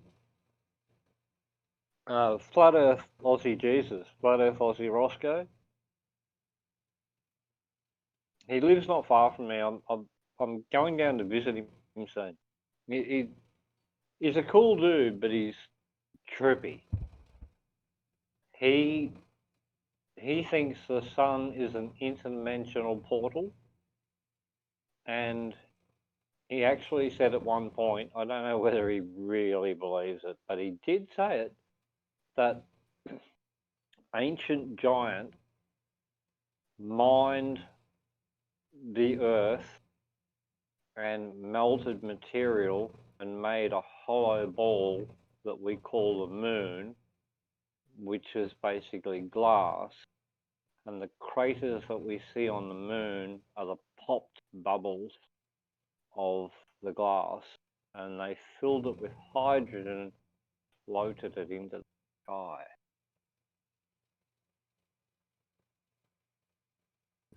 Well, that sure as hell is creative. I think that's about as creative as it gets. But why you are an idiot, which is pretty ironic. He's a full-on self-taught, actually he's a self-taught Bible basher. Like he studied the Bible apparently, but he's homeschooled, and he thinks that what was the name of the tree? Yarskill, or whatever it is, tree of life. Originally held up the dome, and because it produced gas that pushed the dome up and produced oxygen on the planet, the moon is somewhere between 1132 miles high, and the craters on the moon are created by some giant wolf called such and such that jumped up and chewed on teeth marks. I think they've missed their calling. I think they would be great sci-fi writers.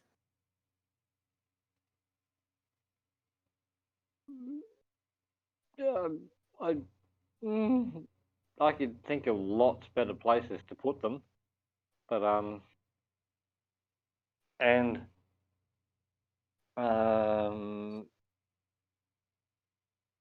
yes, Drassel, yes, and Dora, yes, and he believes in the angels came down and mated with humans, created hybrids, and Well, that part actually is in Genesis. yeah.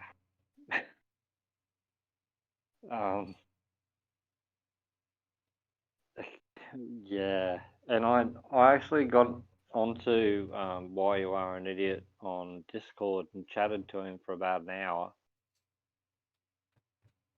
and he belongs in an asylum. We don't have asylums anymore, which I think is a big problem.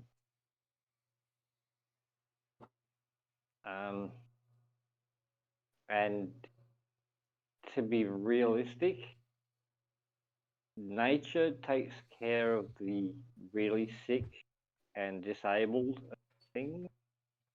And if he was born 1,000 years ago, he wouldn't have made it past the age of about 3 or 4. He'd be left out in the snow somewhere.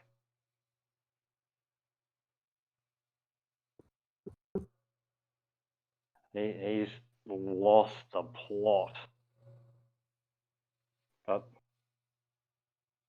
yeah, I spent about an hour with him trying to talk to him. But I said at the time I was chatting with a girl. I met her on Omegle or something back in those days when we used to play around.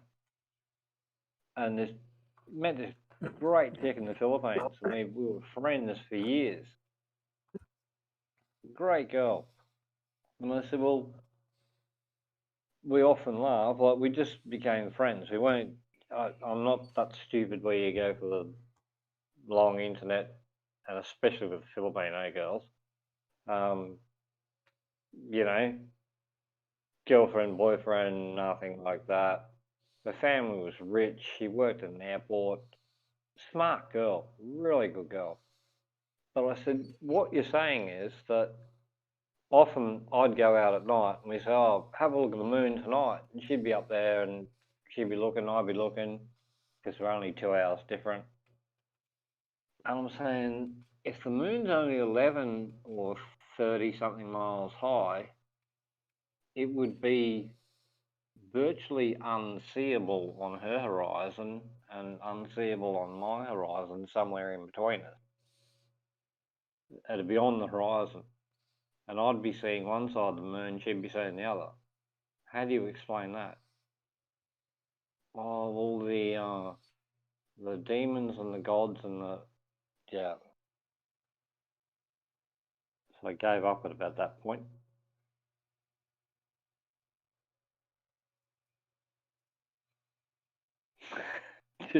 to quote Futurama, they should be fired from a cannon into the sun. Yep, I'm on that one. Yep. And I do actually make my own cannons, so I could do that.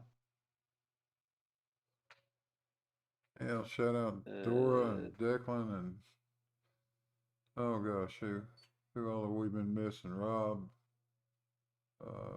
Dave Ian Marr, probably plenty of others. Sorry about that. Haven't been paying enough attention over here to the chat. But welcome all. Thanks for coming by. We're just having more fun measuring the universal gravitational constant once again. The funny thing I like about this, Blue, is like it's like watching paint dry, to be honest. Like, let's face it. But look at how many people you get watching and in the chat. Yeah, I know. It's awesome. Yeah, we've had as many tonight or this afternoon as 35. So not too bad for an impromptu. You got 39 offhanded. likes to me at the moment. Huh? And you know, like, it's not the most entertaining thing on the planet to watch. Oh, that's the truth. Fucking proper science. It's real science. Well, you got another hello from John Watson, by the way, Blue. Oh, did I? Which Yeah. John Watson?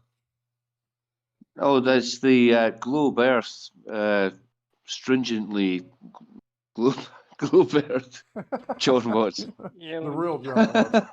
Okay, I got you. The real John Watson. There's another one out there. We met him. You got to watch out for him. He's got we an met H in John. his name. So where's John? I'm here. That telescope's looking spiffy, buddy. Oh, Yeah. In the chat. How are you, John? Yeah, it's it's it looks, you know, whenever I set it up, I think that Jesus, that is just stupidly big. Um, but yeah, it's really come together. It's looking really good, really good. Yeah. How can you deny that? Like, I don't know whether it's the right word, but I'm so proud of Blue for doing this. It's dead on. You know, you can't dispute it. Well, Flurs will, but it's full on, man. You've done extremely well with it. So why does AB want to look at the acceleration, Blue? You can actually calculate the gravitational constant by doing that. There's a way, some really cool math that AB knows about. And I won't try to explain it because I'll just stuff it up. But we've been talking. AB and I have been talking about that for 6 months now. Blue, you just got Robert Gillies asking you a question.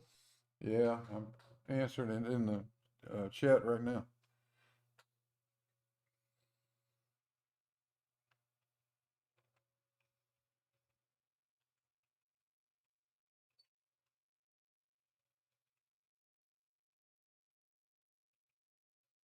Yeah, and Dave, exactly, Dave. It is. It's like, no disrespect at all, man, Blue, but it's like watching paint dry. But Oh, we know to that. watch actual science happening and the way you've done it is perfect. Absolutely perfect. I can tell you from personal experience, though, that what you're watching here is being repeated countless times right now as we speak all over the planet by guys in laboratories that are sitting patiently collecting data and observing their experiment. This is what a lot of science Well, is about. It's not and it's not terribly exciting stuff. It gets exciting once you get the damn data together and see what the you got. data, yeah, once you get, Stark, good night, mate. Yeah, when the data happens, that's, numbers don't lie until you talk to Flash.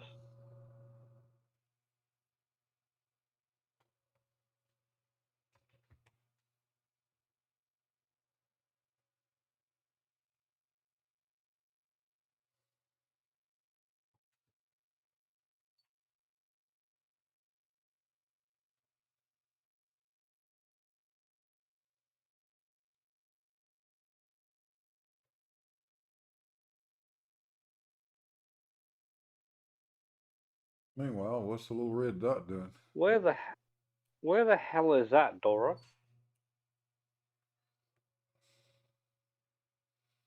Where exactly are you? I can see the town names, but where? That looks like Dutch.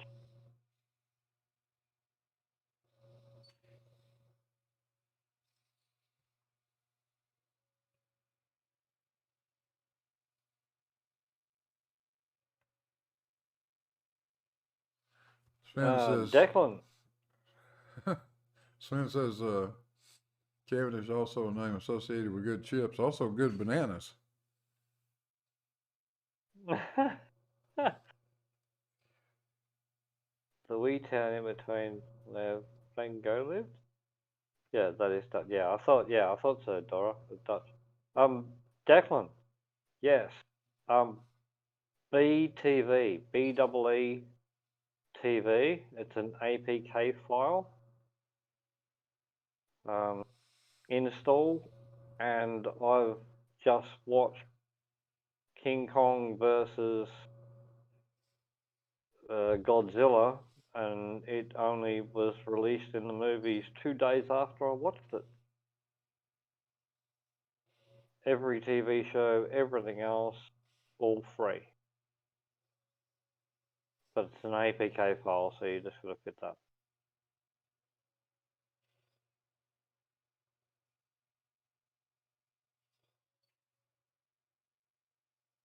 But yeah, any TV series, any show, whatever site is on there within 24 hours of it coming out anywhere in the world.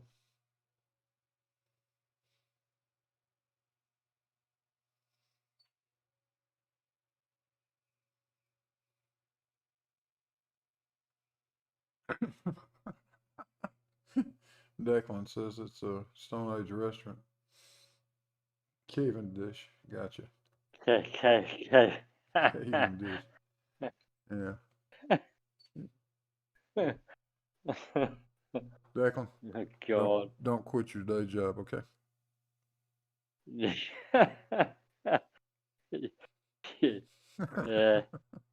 If you're going to do stand up, make sure you got some chicken wire across from the stage.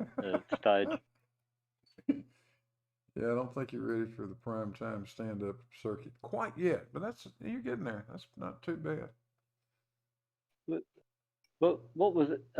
Roadhouse, the movie, Yeah. when the band was, and they had the wire across the stage and the Oh, yeah. beer and Yeah. crap and Classic Yeah. Swayze movie. that was a good movie. I almost bought that. That was actually came out when I was originally bouncing, and I almost bought a 560 SEC Benz. I could have got one, but I let it slide.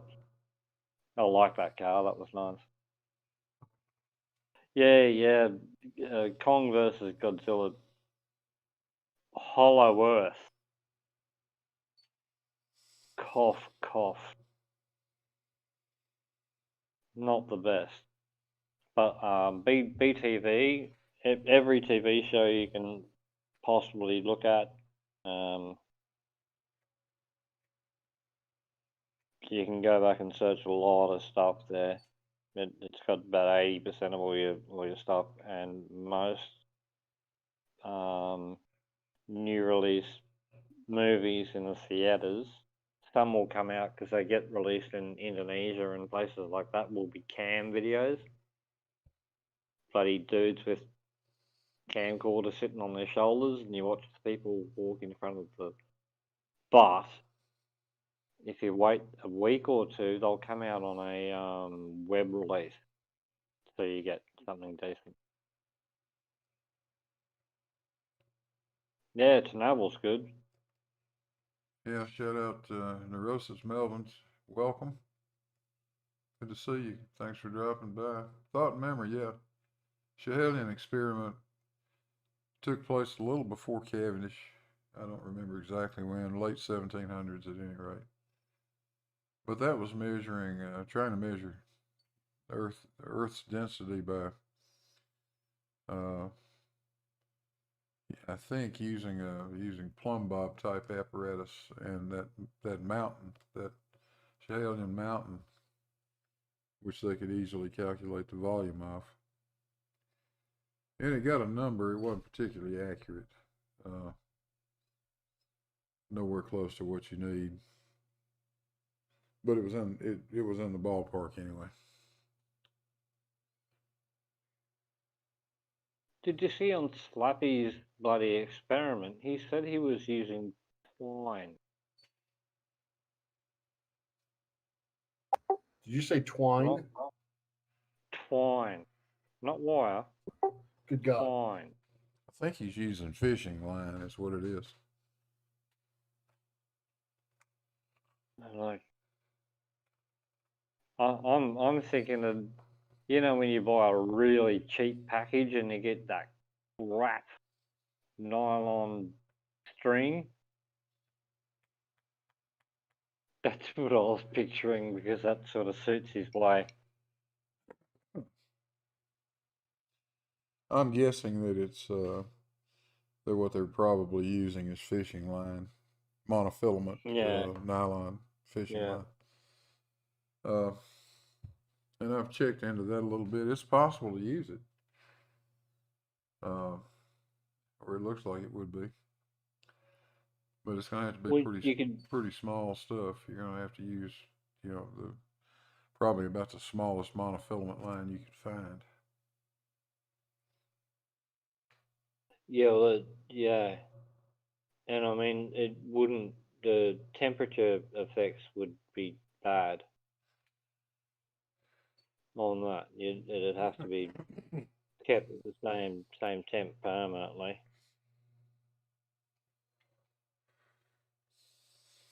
Well, I would think if you get anywhere close to its yield strength, it's going to just stretch and stretch and stretch.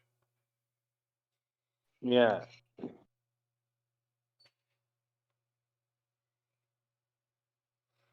This is the problem that a lot of people have, though, when they're trying to duplicate an experiment like this.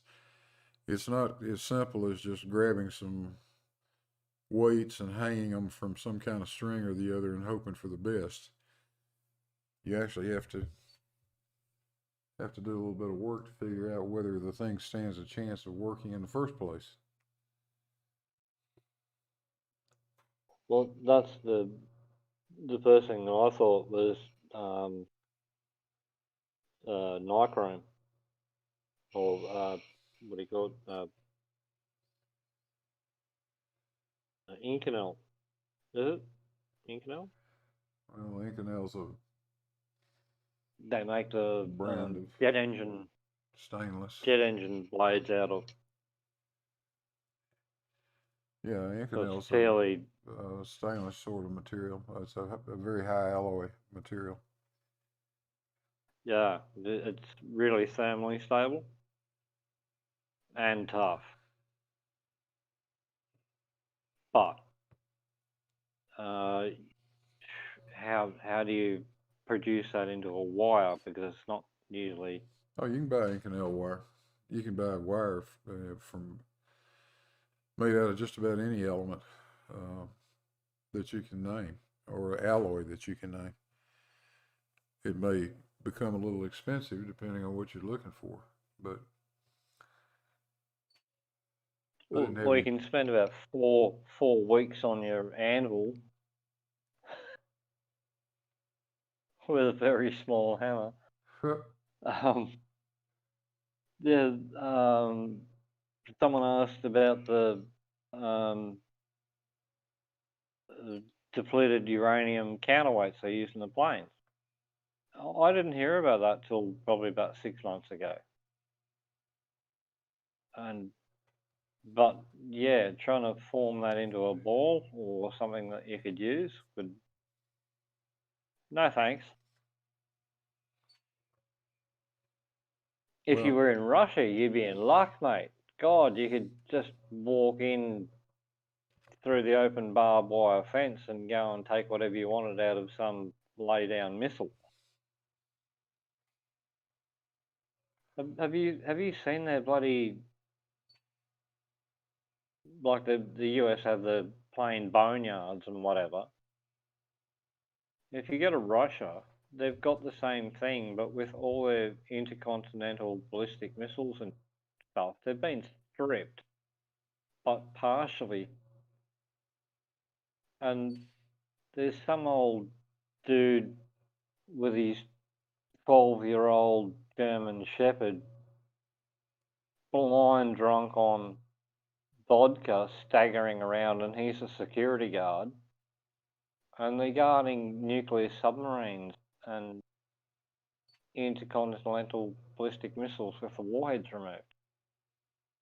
And there'll just be one of them, and there's a rusted chain wire fence with holes cut in it where people have. It's bewildering,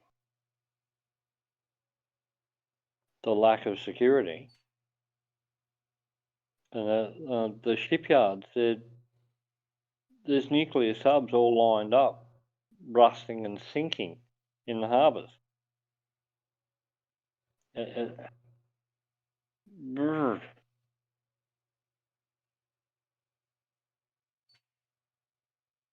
If I won lotto, it'd be nice to go and buy one. Have your own submarine.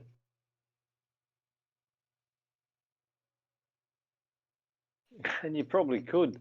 The dude with his 12-year-old shepherd blind drunk, you walk over with a few $1,000s and go, yeah, I'm just going to tow this out. And he'd probably say g'day and thank you. It's scary. The lack of security is incomprehensible.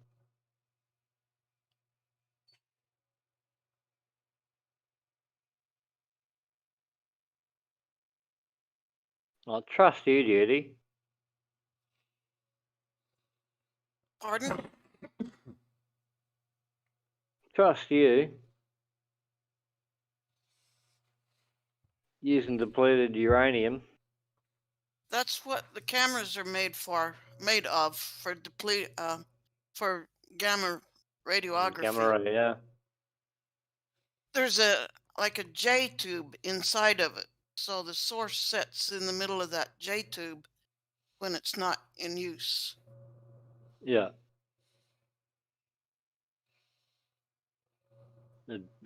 Beam projection, something. Well, you have the sources. There's a source guide tube, so the source is cranked out to where you're doing your radiography, and then when the film is exposed, then it's cranked back inside of the camera where it's stored. Yeah. I mean, you could probably just stroll around Afghanistan and Iraq and with a metal detector and find some. There'd be plenty of that laying around the ground. I highly doubt it. The depleted uranium, to get the same equivalent shielding with lead, you'd have twice the mass with lead. Cause that's what the is it the Gao guns out of the A10 Warthogs? They run depleted uranium rounds, so you'd only have to walk around a blown up Iraqi tank, and you'd probably find a few laying around the ground. Well, it might be 20 or 30 feet underground, I suppose, but that's what they were using in those as well.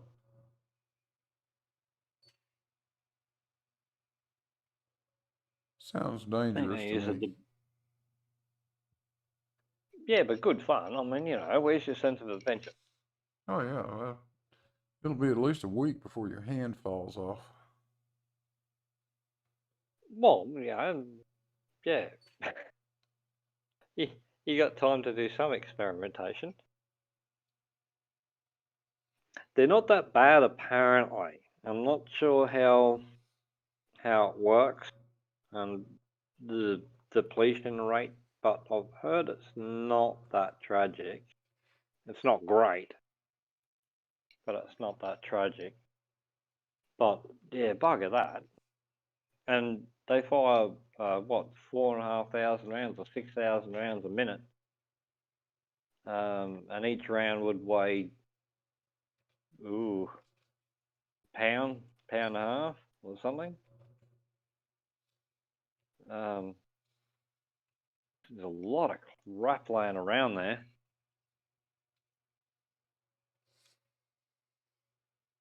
Definitely deadly.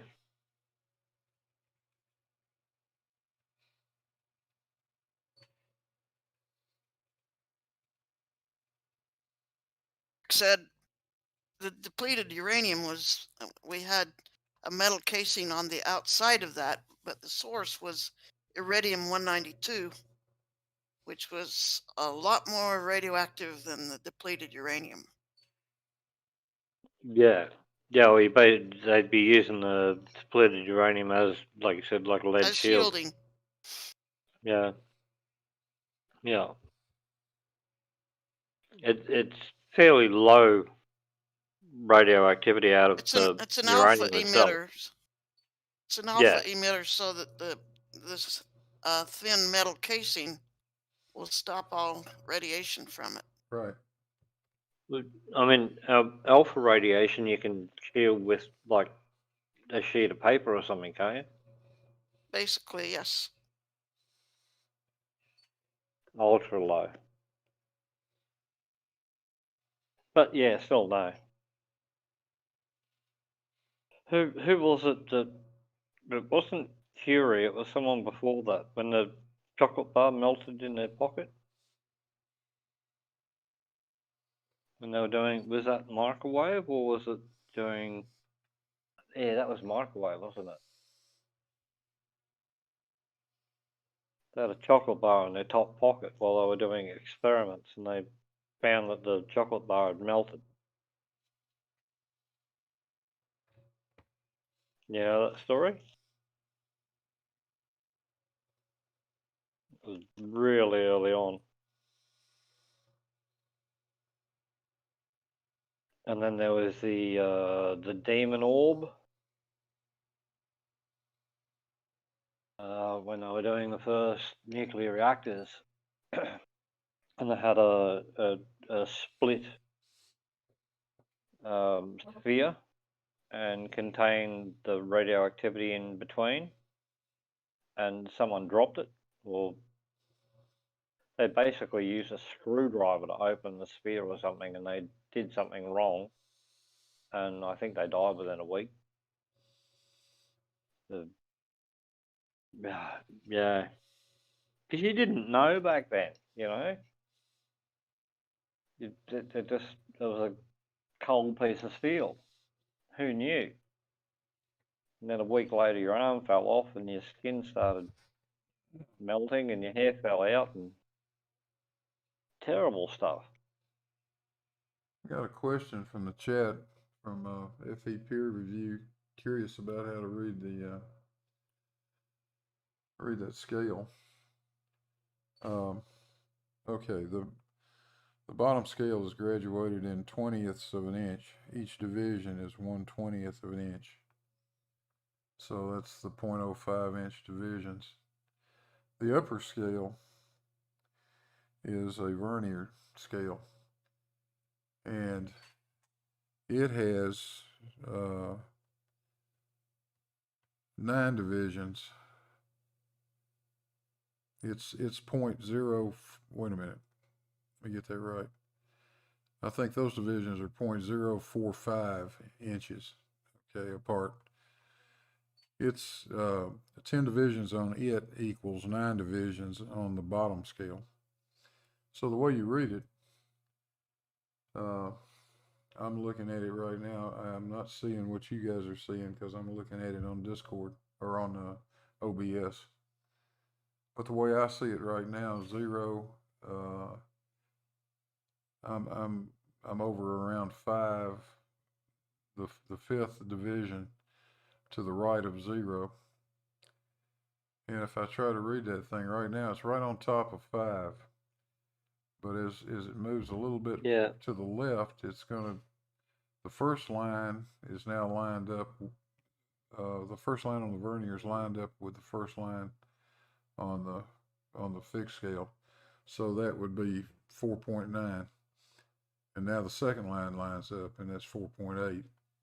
And now the third line lines up, and that's 4.7. So you read it that way. It's a pretty conventional vernier. Hope that made some sense.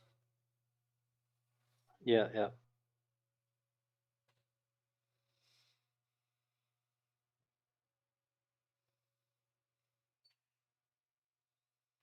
You just got to keep track of which side you're looking at. If you're going upscale, you're adding, and if you're going downscale, you got to subtract it.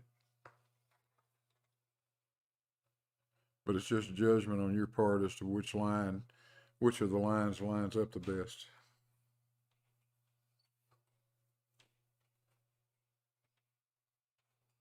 With a little practice, though, you can easily read it. That's 0.05 inches per division on the fixed scale, and you can read a tenth of that right off the vernier, so that's 0.005, and you can guess at it to maybe 50% of that number. So you can mechanically here fairly easily resolve 0.0025 inches with that thing.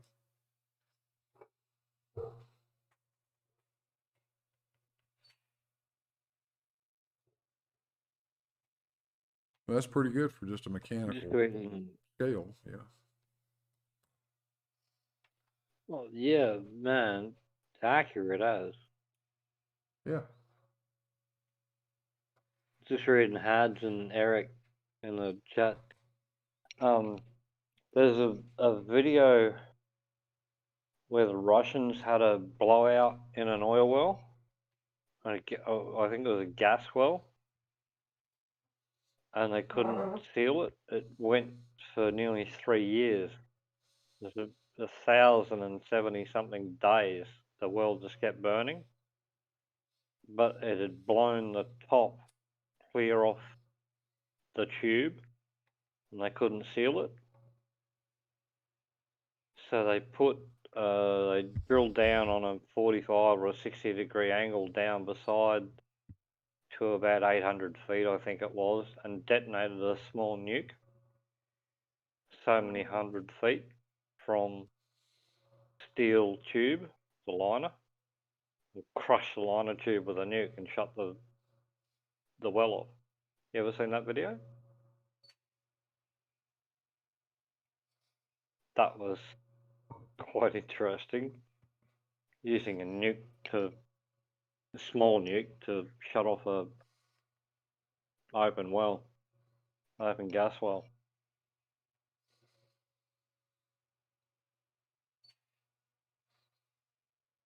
Man, that's what gets me with you, Blue. Like, that thing is so accurate.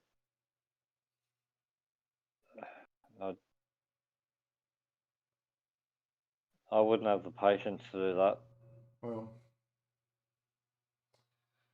your outcome is only going to be as accurate as your ability to measure it. If you can only measure within 5%, that's how good your data is. I mean, that's how good your output is. Can't be any better than that.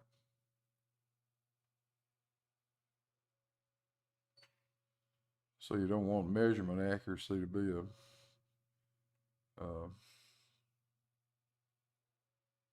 a large part of the error.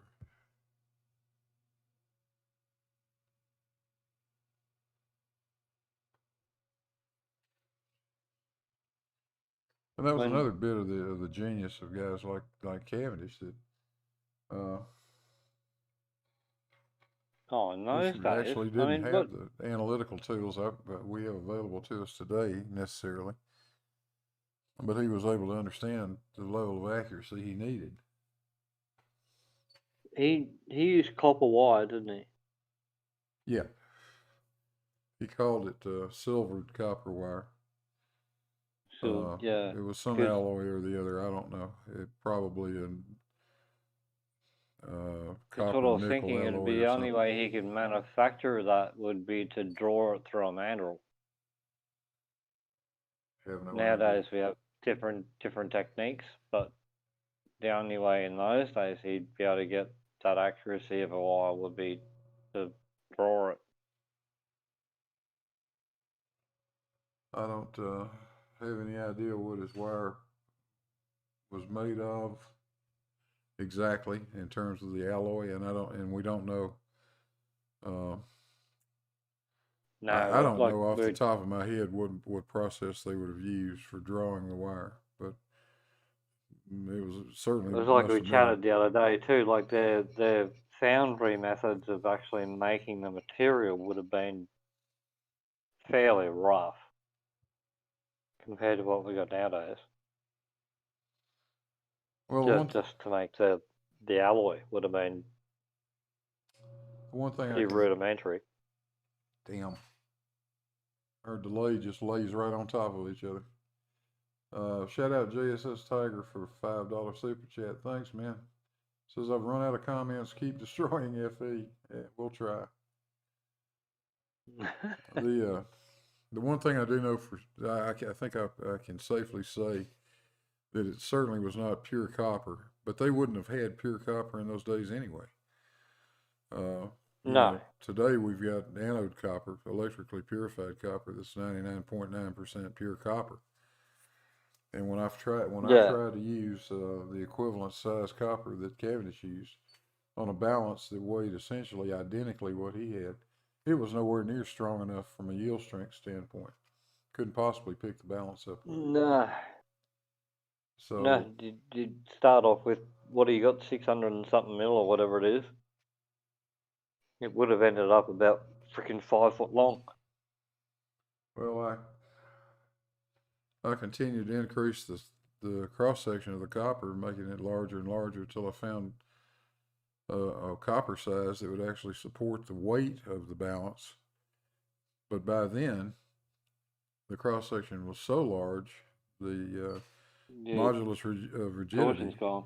is only about it's about 60% of what steel is, but the yield strength of the damn stuff was down at 15 or 20%, something like that. So the net result is, by the time you get a pure copper wire strong enough to hold up the balance, it's too damn rigid to be effective.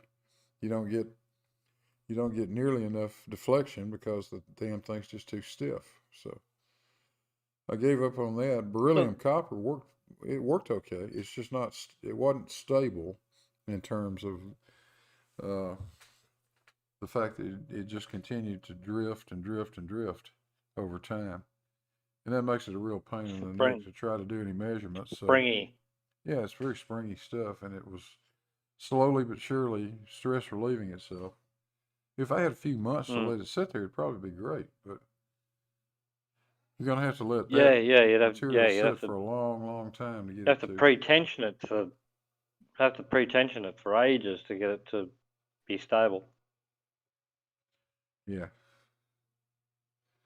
Tungsten, on the other hand, amazed me too. Like when you look at copper and how soft it is, its melting temperature is quite freaking high. Yeah, actually it is. You know, most sort of soft metals, the softer it gets, the lower the melting point is, but copper's actually got a very high melting point for its malleability.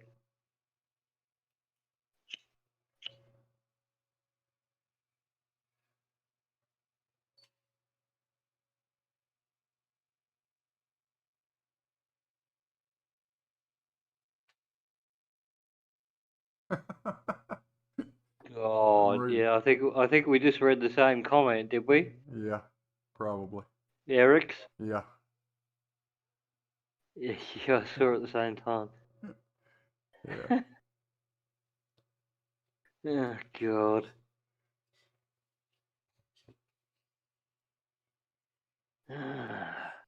Well, you know, if you Yeah, want to take I gotta head. textbook definition, I gotta head to bed too. Oh, you guys are gonna run off and leave me?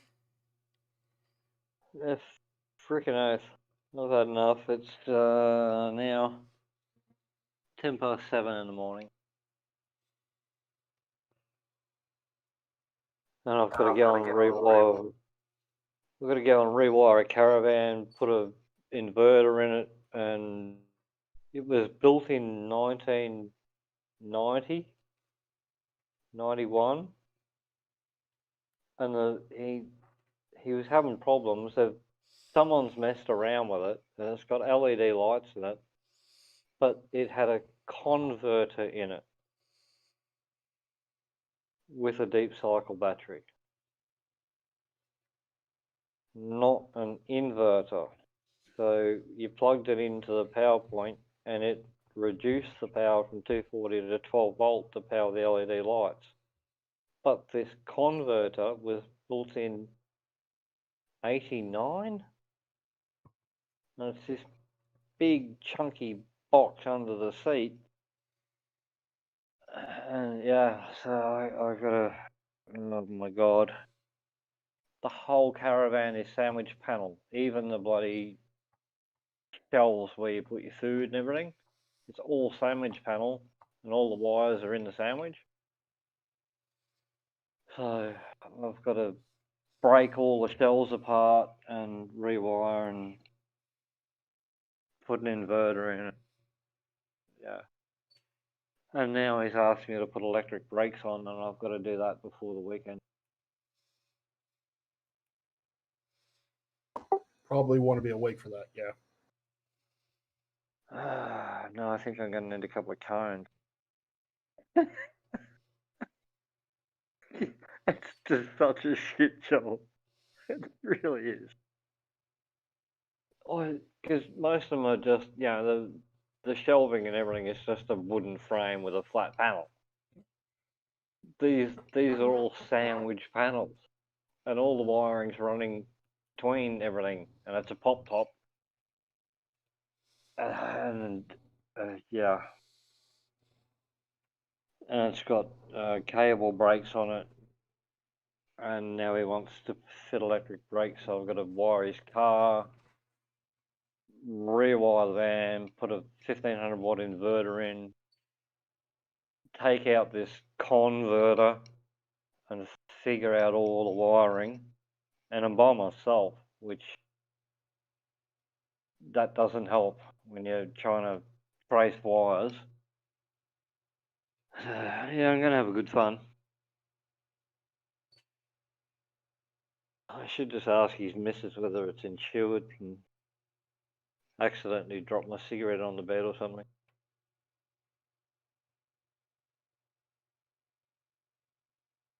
It's going to be a nightmare. I'm not looking forward to it. Anyway, it's a job. But he's given me 3 jobs actually, which is quite good. I've got to redo his caravan. I did a job for him about a year and a half ago. I rebuilt his tilt trailer, rebuilt all the hydraulics, the hydraulic pump, rewired it, put a remote on it so he could use this tilt trailer. And he's just bought a new trailer and now he wants a sliding bed. He does tree lopping. He's bought a winch and he wants some form so we can fill the trailer up and hit the winch and it slides down the bed and drags everything out the back of the trailer. And he wants to make it a kit form, and if he can sell them, I get the job of making it, which is okay, but and then he's got a 20-foot aluminium boat that his mates wired for him. And he wants me to rewire the entire boat. Which means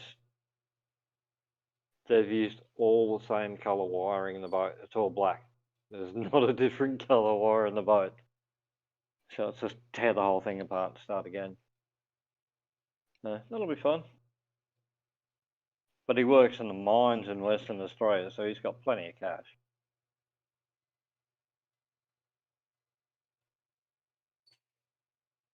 So, yep.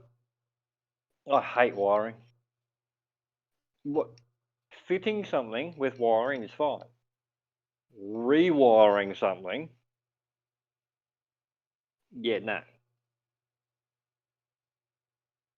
Basically fixing everyone else's stuff up.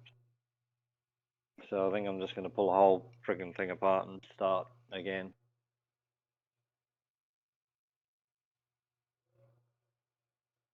But this caravan causes a problem because it's all sandwiched in. I think I'll get my sawzall out and just go nuts.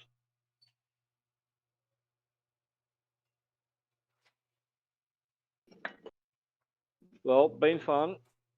Have a go on, Blue. Awesome work as always. If you talk to Jose, get him to make sure he's got a God, Make sure he's got a recording of our conversation on the debate channel, because that will go down in history, man. Absolutely go down in history. The amount of dirt from chemo was legendary. I'm back. Oh God, he wasn't even here.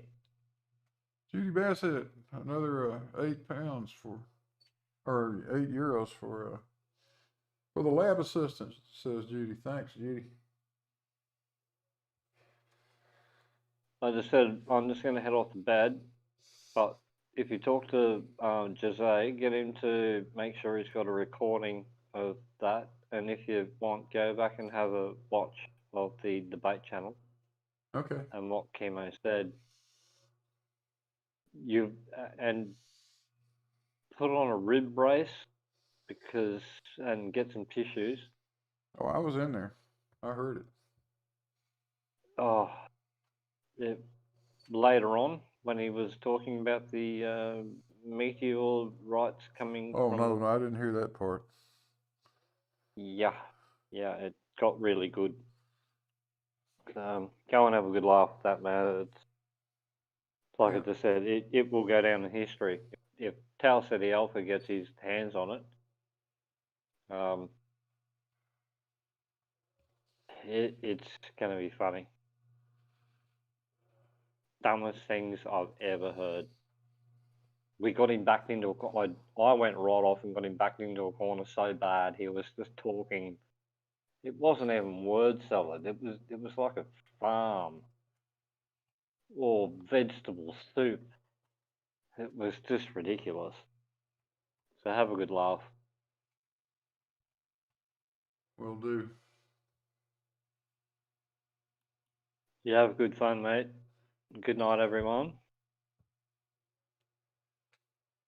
Yeah, Shady, you take care, buddy. Get some sleep.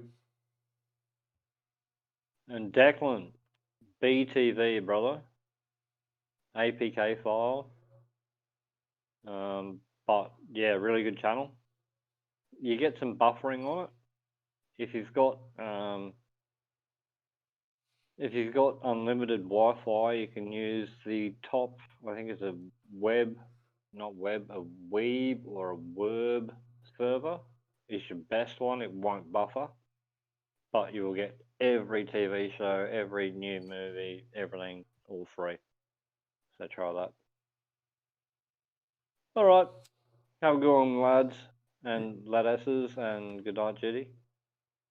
Yeah, take care, Shady. Take care, man.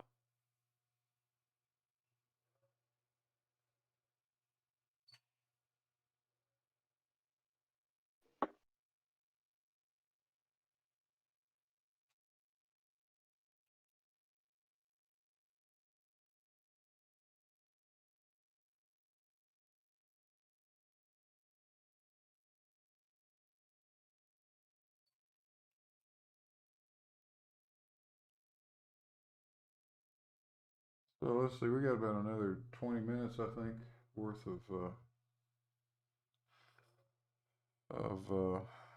time lapse to shoot. I'll go check the counter again in a minute, but I think it's something like that. So we'll let that thing run down, and then we'll call it a wrap for the live stream. We're going to see if we can extract some data from this. I'm quite sure we can.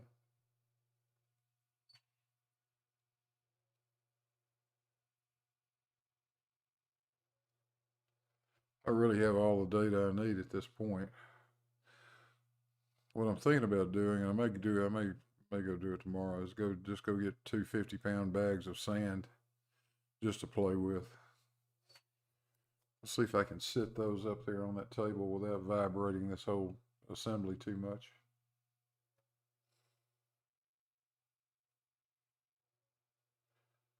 Yeah, we could show lead attracting sand. I suppose we could show lead attracting pretty much anything.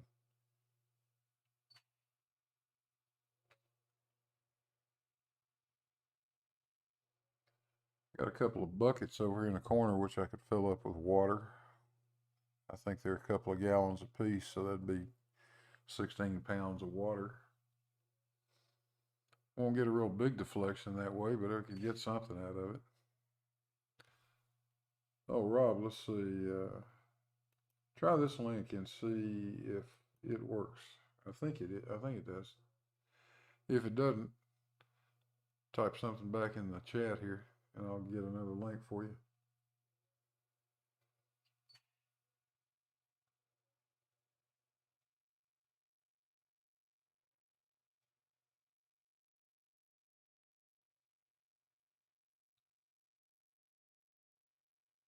And Eric, yeah, I think you're right. I think that's what AB is going to do.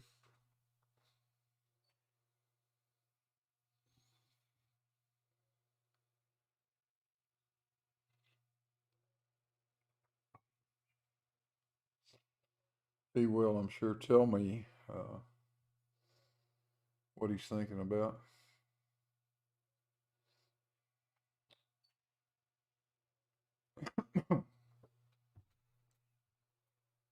Ian Marr in the chat, good night. Thanks for dropping by.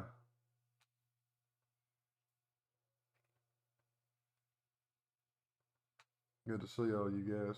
Still got 15 people watching. There's a lot of people over at Jose's right now. And Jose, well, at least he had for a few minutes. He doesn't now, but he had this up on his screen too, so.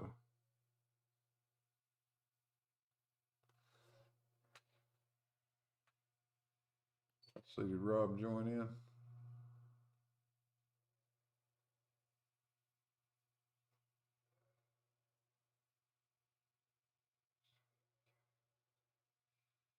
If you get into the Discord server, Rob, just click general chat where right above where my icon is showing up.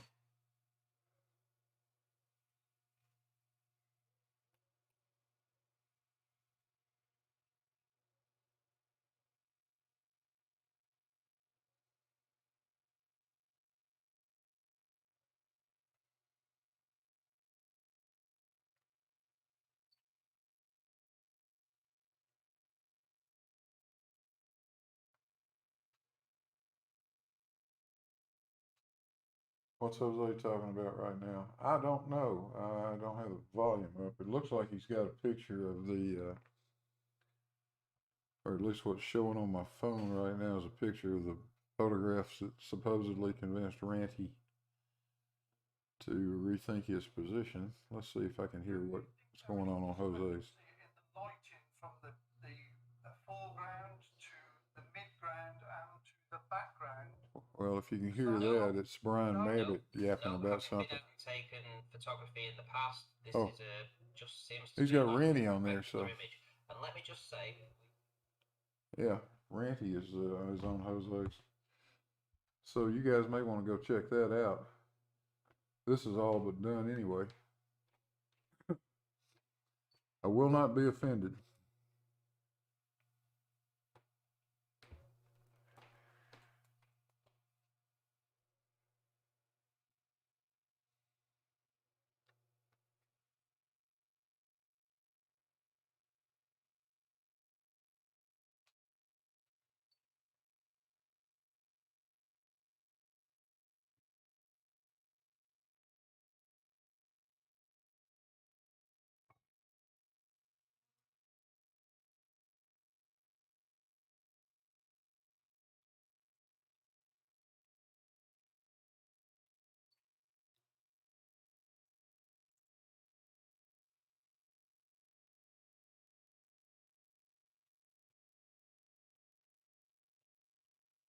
Getting a little late for you too, isn't it, Judy? Must be coming close to midnight by now.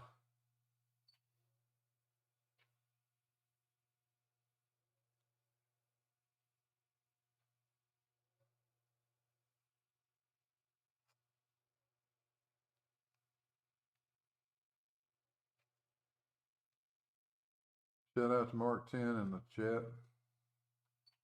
And everybody else that I missed along the way. Sorry about that.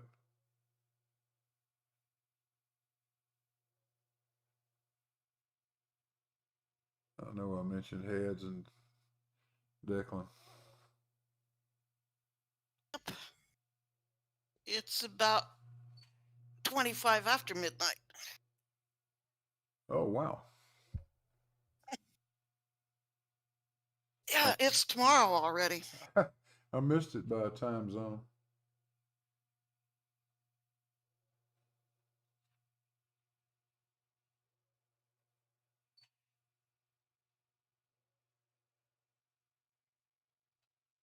Yeah, let me see where the counter is on this camera over here.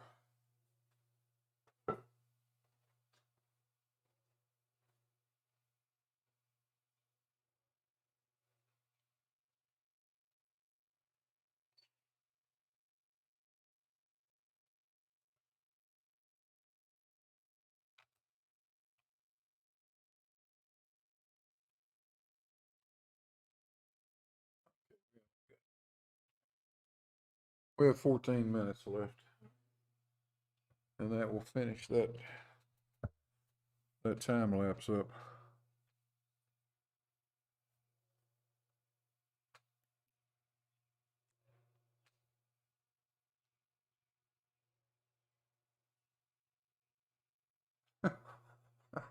Colon. The colon says, when I've completely proven how Cavendish works, would I like to try a homemade interferometer to detect gravitational waves?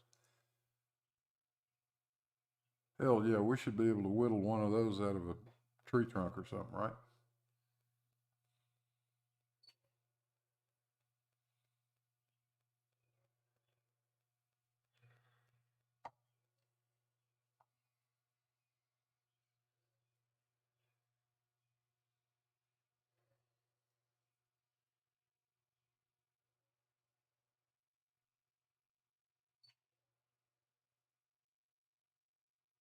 I got to do some thinking. That ought to be another experiment we could play with. Something really fun to do.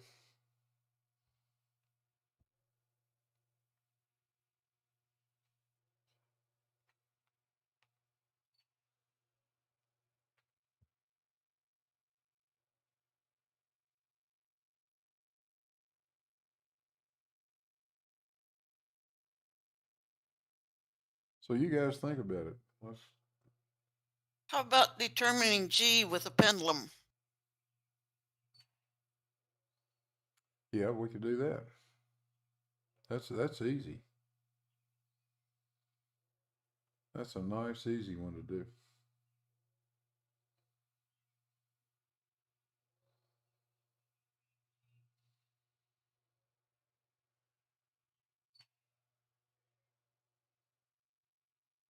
As long as you don't let it swing too, you know, limit the swing of it to small angles. It's very linear. I mean, it's very constant in terms of its period. So period simply 2 pi times the square root of L over G.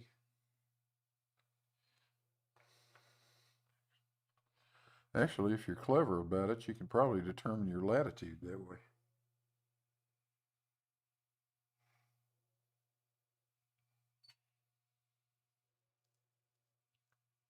I have to think about that a little bit.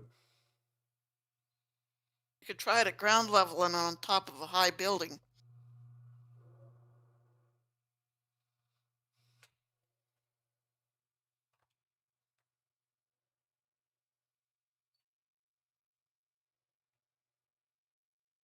What I would really love to be able to do is a Foucault pendulum, but the problem is trying to find a place where you got enough height.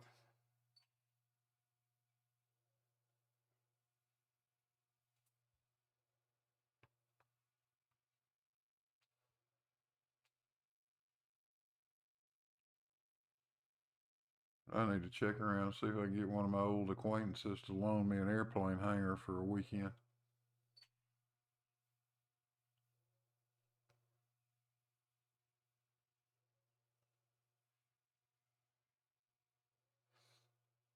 You could get a 30-foot pendulum going. I think that would oscillate enough times to be able to actually measure the rotation. You have any power plants around? Because there's usually a space there for raising equipment that's completely empty all the way down. Oh yeah, there's always a lifting bay in the power plants. There's two within 15 miles of here. TVA Johnson, yeah, Bull Run in Johnsonville. I could get to either one of those.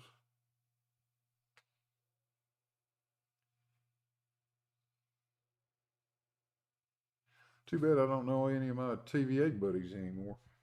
They all got old like me and retired.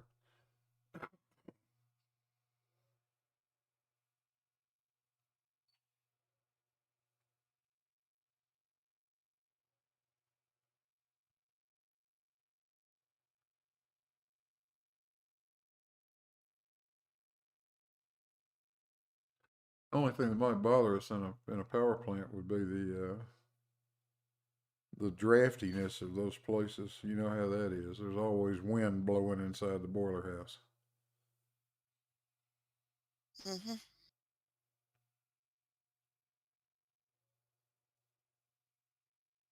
And it doesn't matter what time of the day or night or what season of the year, it's always windy in there.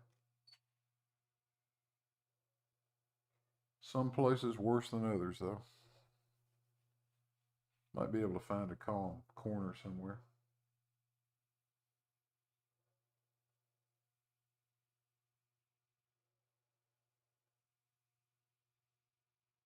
Turbine bay would be perfect. They got a big ass crane I could hang the thing from. Yeah, on the turbine deck, for example. Yep.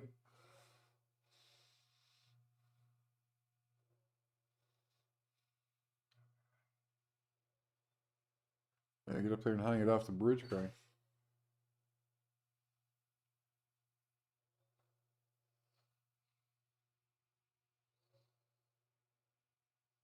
Those are tall too.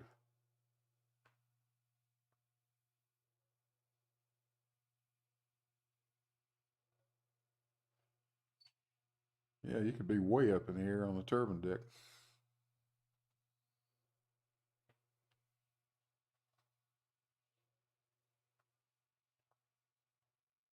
I've never looked. I guess there's good access to them. Yeah, you can climb up there to get in that bridge crane. Oh, yeah.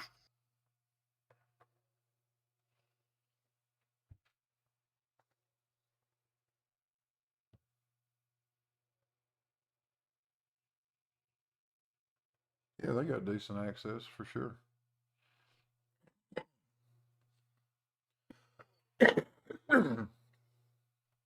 Shared their grief. Today they opened their arms wide and had a chance to embrace justice.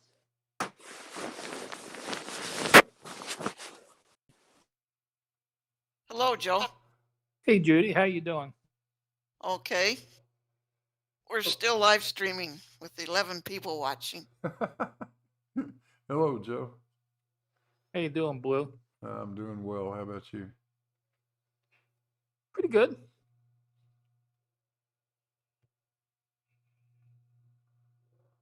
How's the Cavendish going? Just running it one more time. It always works the same, so. Yeah, Well, I would Dave hope it N would. just suggested an empty theater, Huh? the backstage area.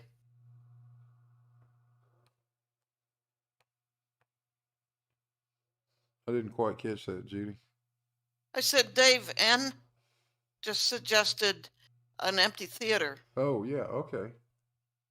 using the backstage area.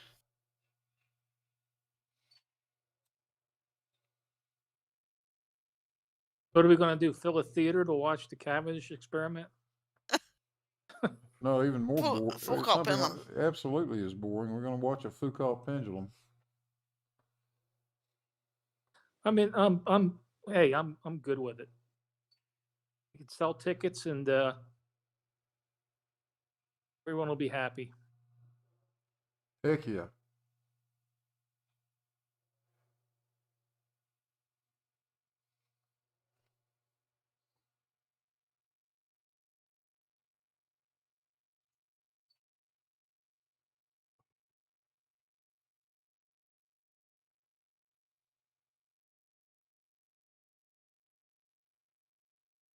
But with pendulum, you need an electromagnet or something to keep it going. That's what they bitch about is the magnetic drive.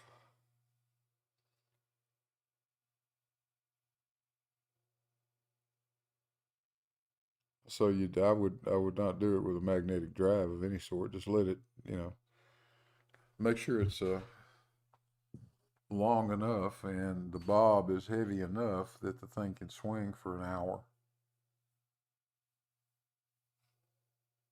And you should have more than enough data at that point to be able to say what the rotation rate is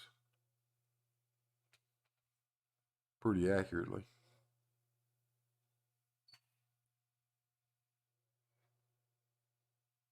Well, I'm sure you know, Blue, that it doesn't matter what you do. There's always going to be some lot of people that are going to complain, bitch. Oh, of course.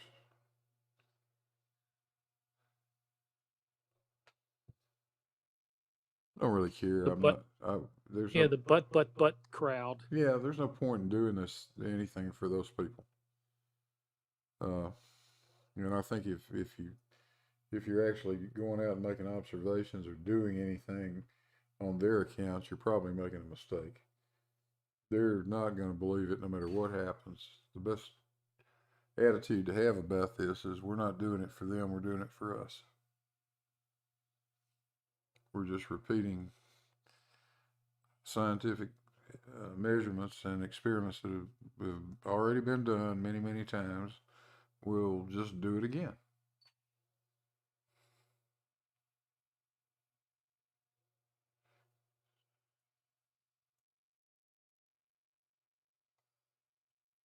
Yeah, I thought everybody was doing this just to keep Judy happy.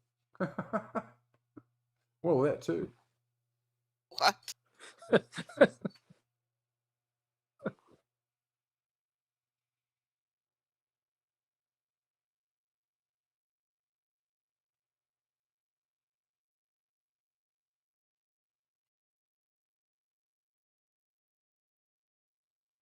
Jose's got a lot of people watching over there right now. He's got 91. Wow. Yeah, that's where our crowd went to, and I don't blame him. Because he's got Randy on there. Oh, he's got the newly minted Glober. Yeah, our newest addition to the Globe family. For now, anyway.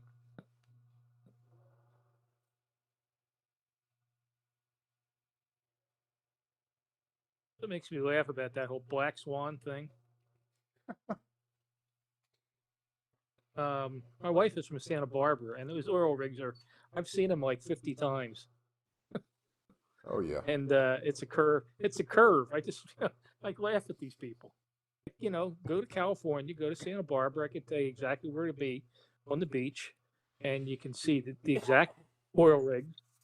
And bring some binoculars, and you'll see that the Earth curves. You don't see the very bottom of the oil rig, like on a nice clear day. It's just, God forbid these people get out of their basements and see things.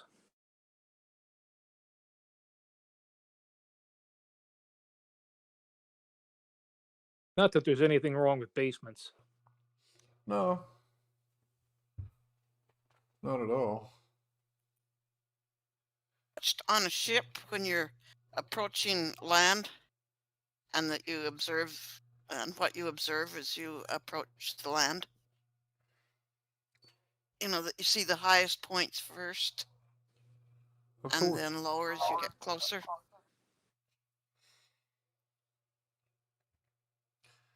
Well, anybody that's ever gone deep sea fishing must have looked off the stern of the boat on the way out and noticed how those big high-rise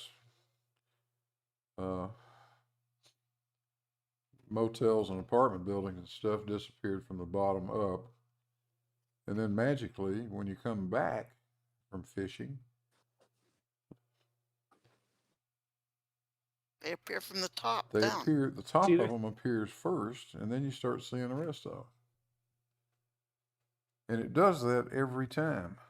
I've been deep sea fishing a bunch of times. Always does the same thing. Always.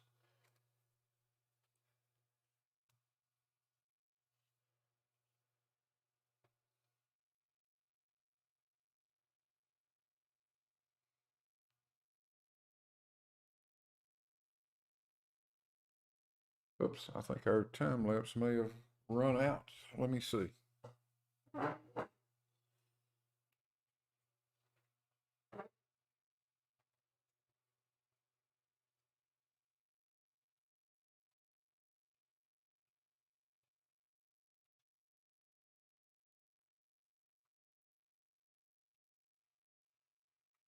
in there, Judy, with MC Toon.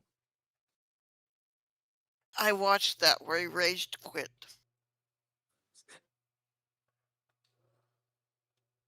Even rage quit. He just dropped off. Okay. Yeah, I didn't know if he rage quit or if he couldn't figure out his equipment. Well, he was there. He was trying to. He was assaulting MC Toon left and right, trying to provoke him, and MC Toon was as cool as a cucumber. He just gave up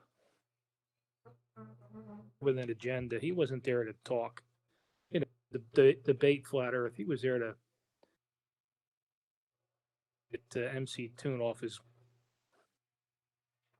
rocker, and he failed, and so he left. They yell and they scream, and then they go off in a huff. He dropped out, silent.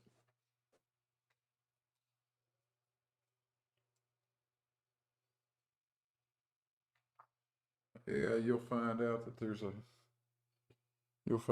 lot of quit in those boys when they don't get it their way. I grew up with people like that.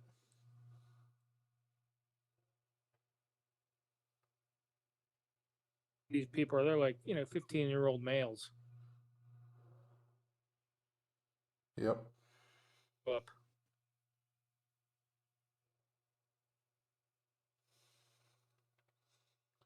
Okay, we got data. Degrees per hour. Huh? Degrees per hour.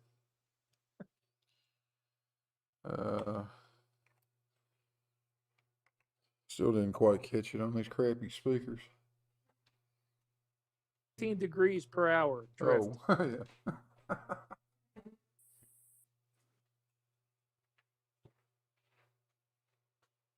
I think that's a different experiment. Matter.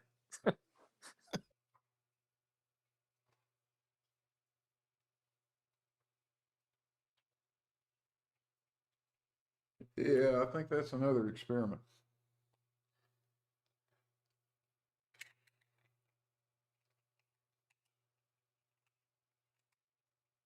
Well, thank everybody in the live stream for showing up.